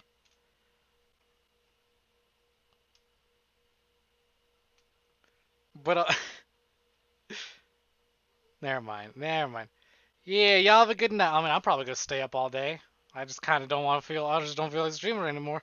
Thank you. I will enjoy my meal. No, it's like an hour away from midnight. I got this meal like an hour and a half ago, so it's very cold now, but whatever. Nothing good old handy-dandy Mike. Stop mooing at me! You ate like half my fries. You have nothing else to moo about. Maybe. We will see about that. I'll probably hop on, but let me fucking eat my food first. Also, isn't it already 2:12 a.m.? No, not for me. It's 11:12 over here. You are... what? 3 hours ahead of me? Yeah. You're 3 hours ahead of me.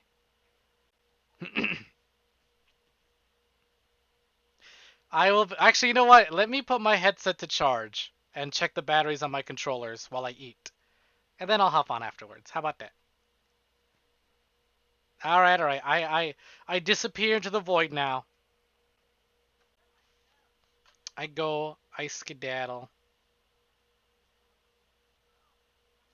I hope y'all enjoyed the stream. I know I certainly did. I'm gonna have to go back. Oh, there's something that happened like an hour in that I'm gonna have to clip. Who's knocking on my door?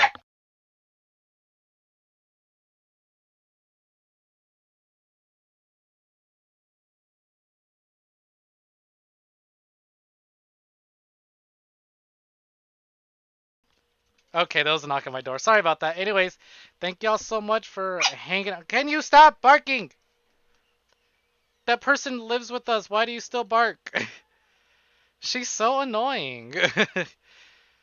Don't adopt random ass chihuahuas that break into your house in the middle of the night. Or don't adopt a random ass dog that shows up at your front door as soon as you get home from Anime Expo that's shaking and is terrified of the fireworks, because they'll be obnoxious and they'll be spoiled. Probably because I'm fucking Mexican. I didn't choose this dog, okay? It chose me. You can tell it's a chihuahua because it's fucking annoying.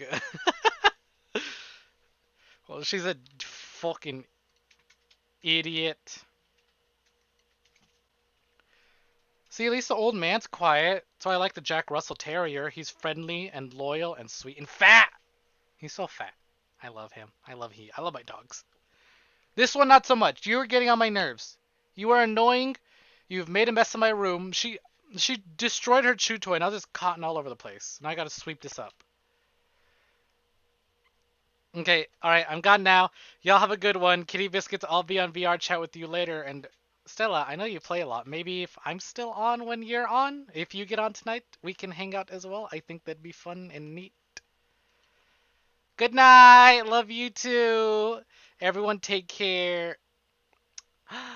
You DM me? Oh, you did. Hey, look at that. Okay, I'll have a look at that. I will go now. Y'all take care. Have a good night. For those of you who celebrate the holiday, have a good Thanksgiving. Eat the fuck out of that food. Y'all deserve to be fed.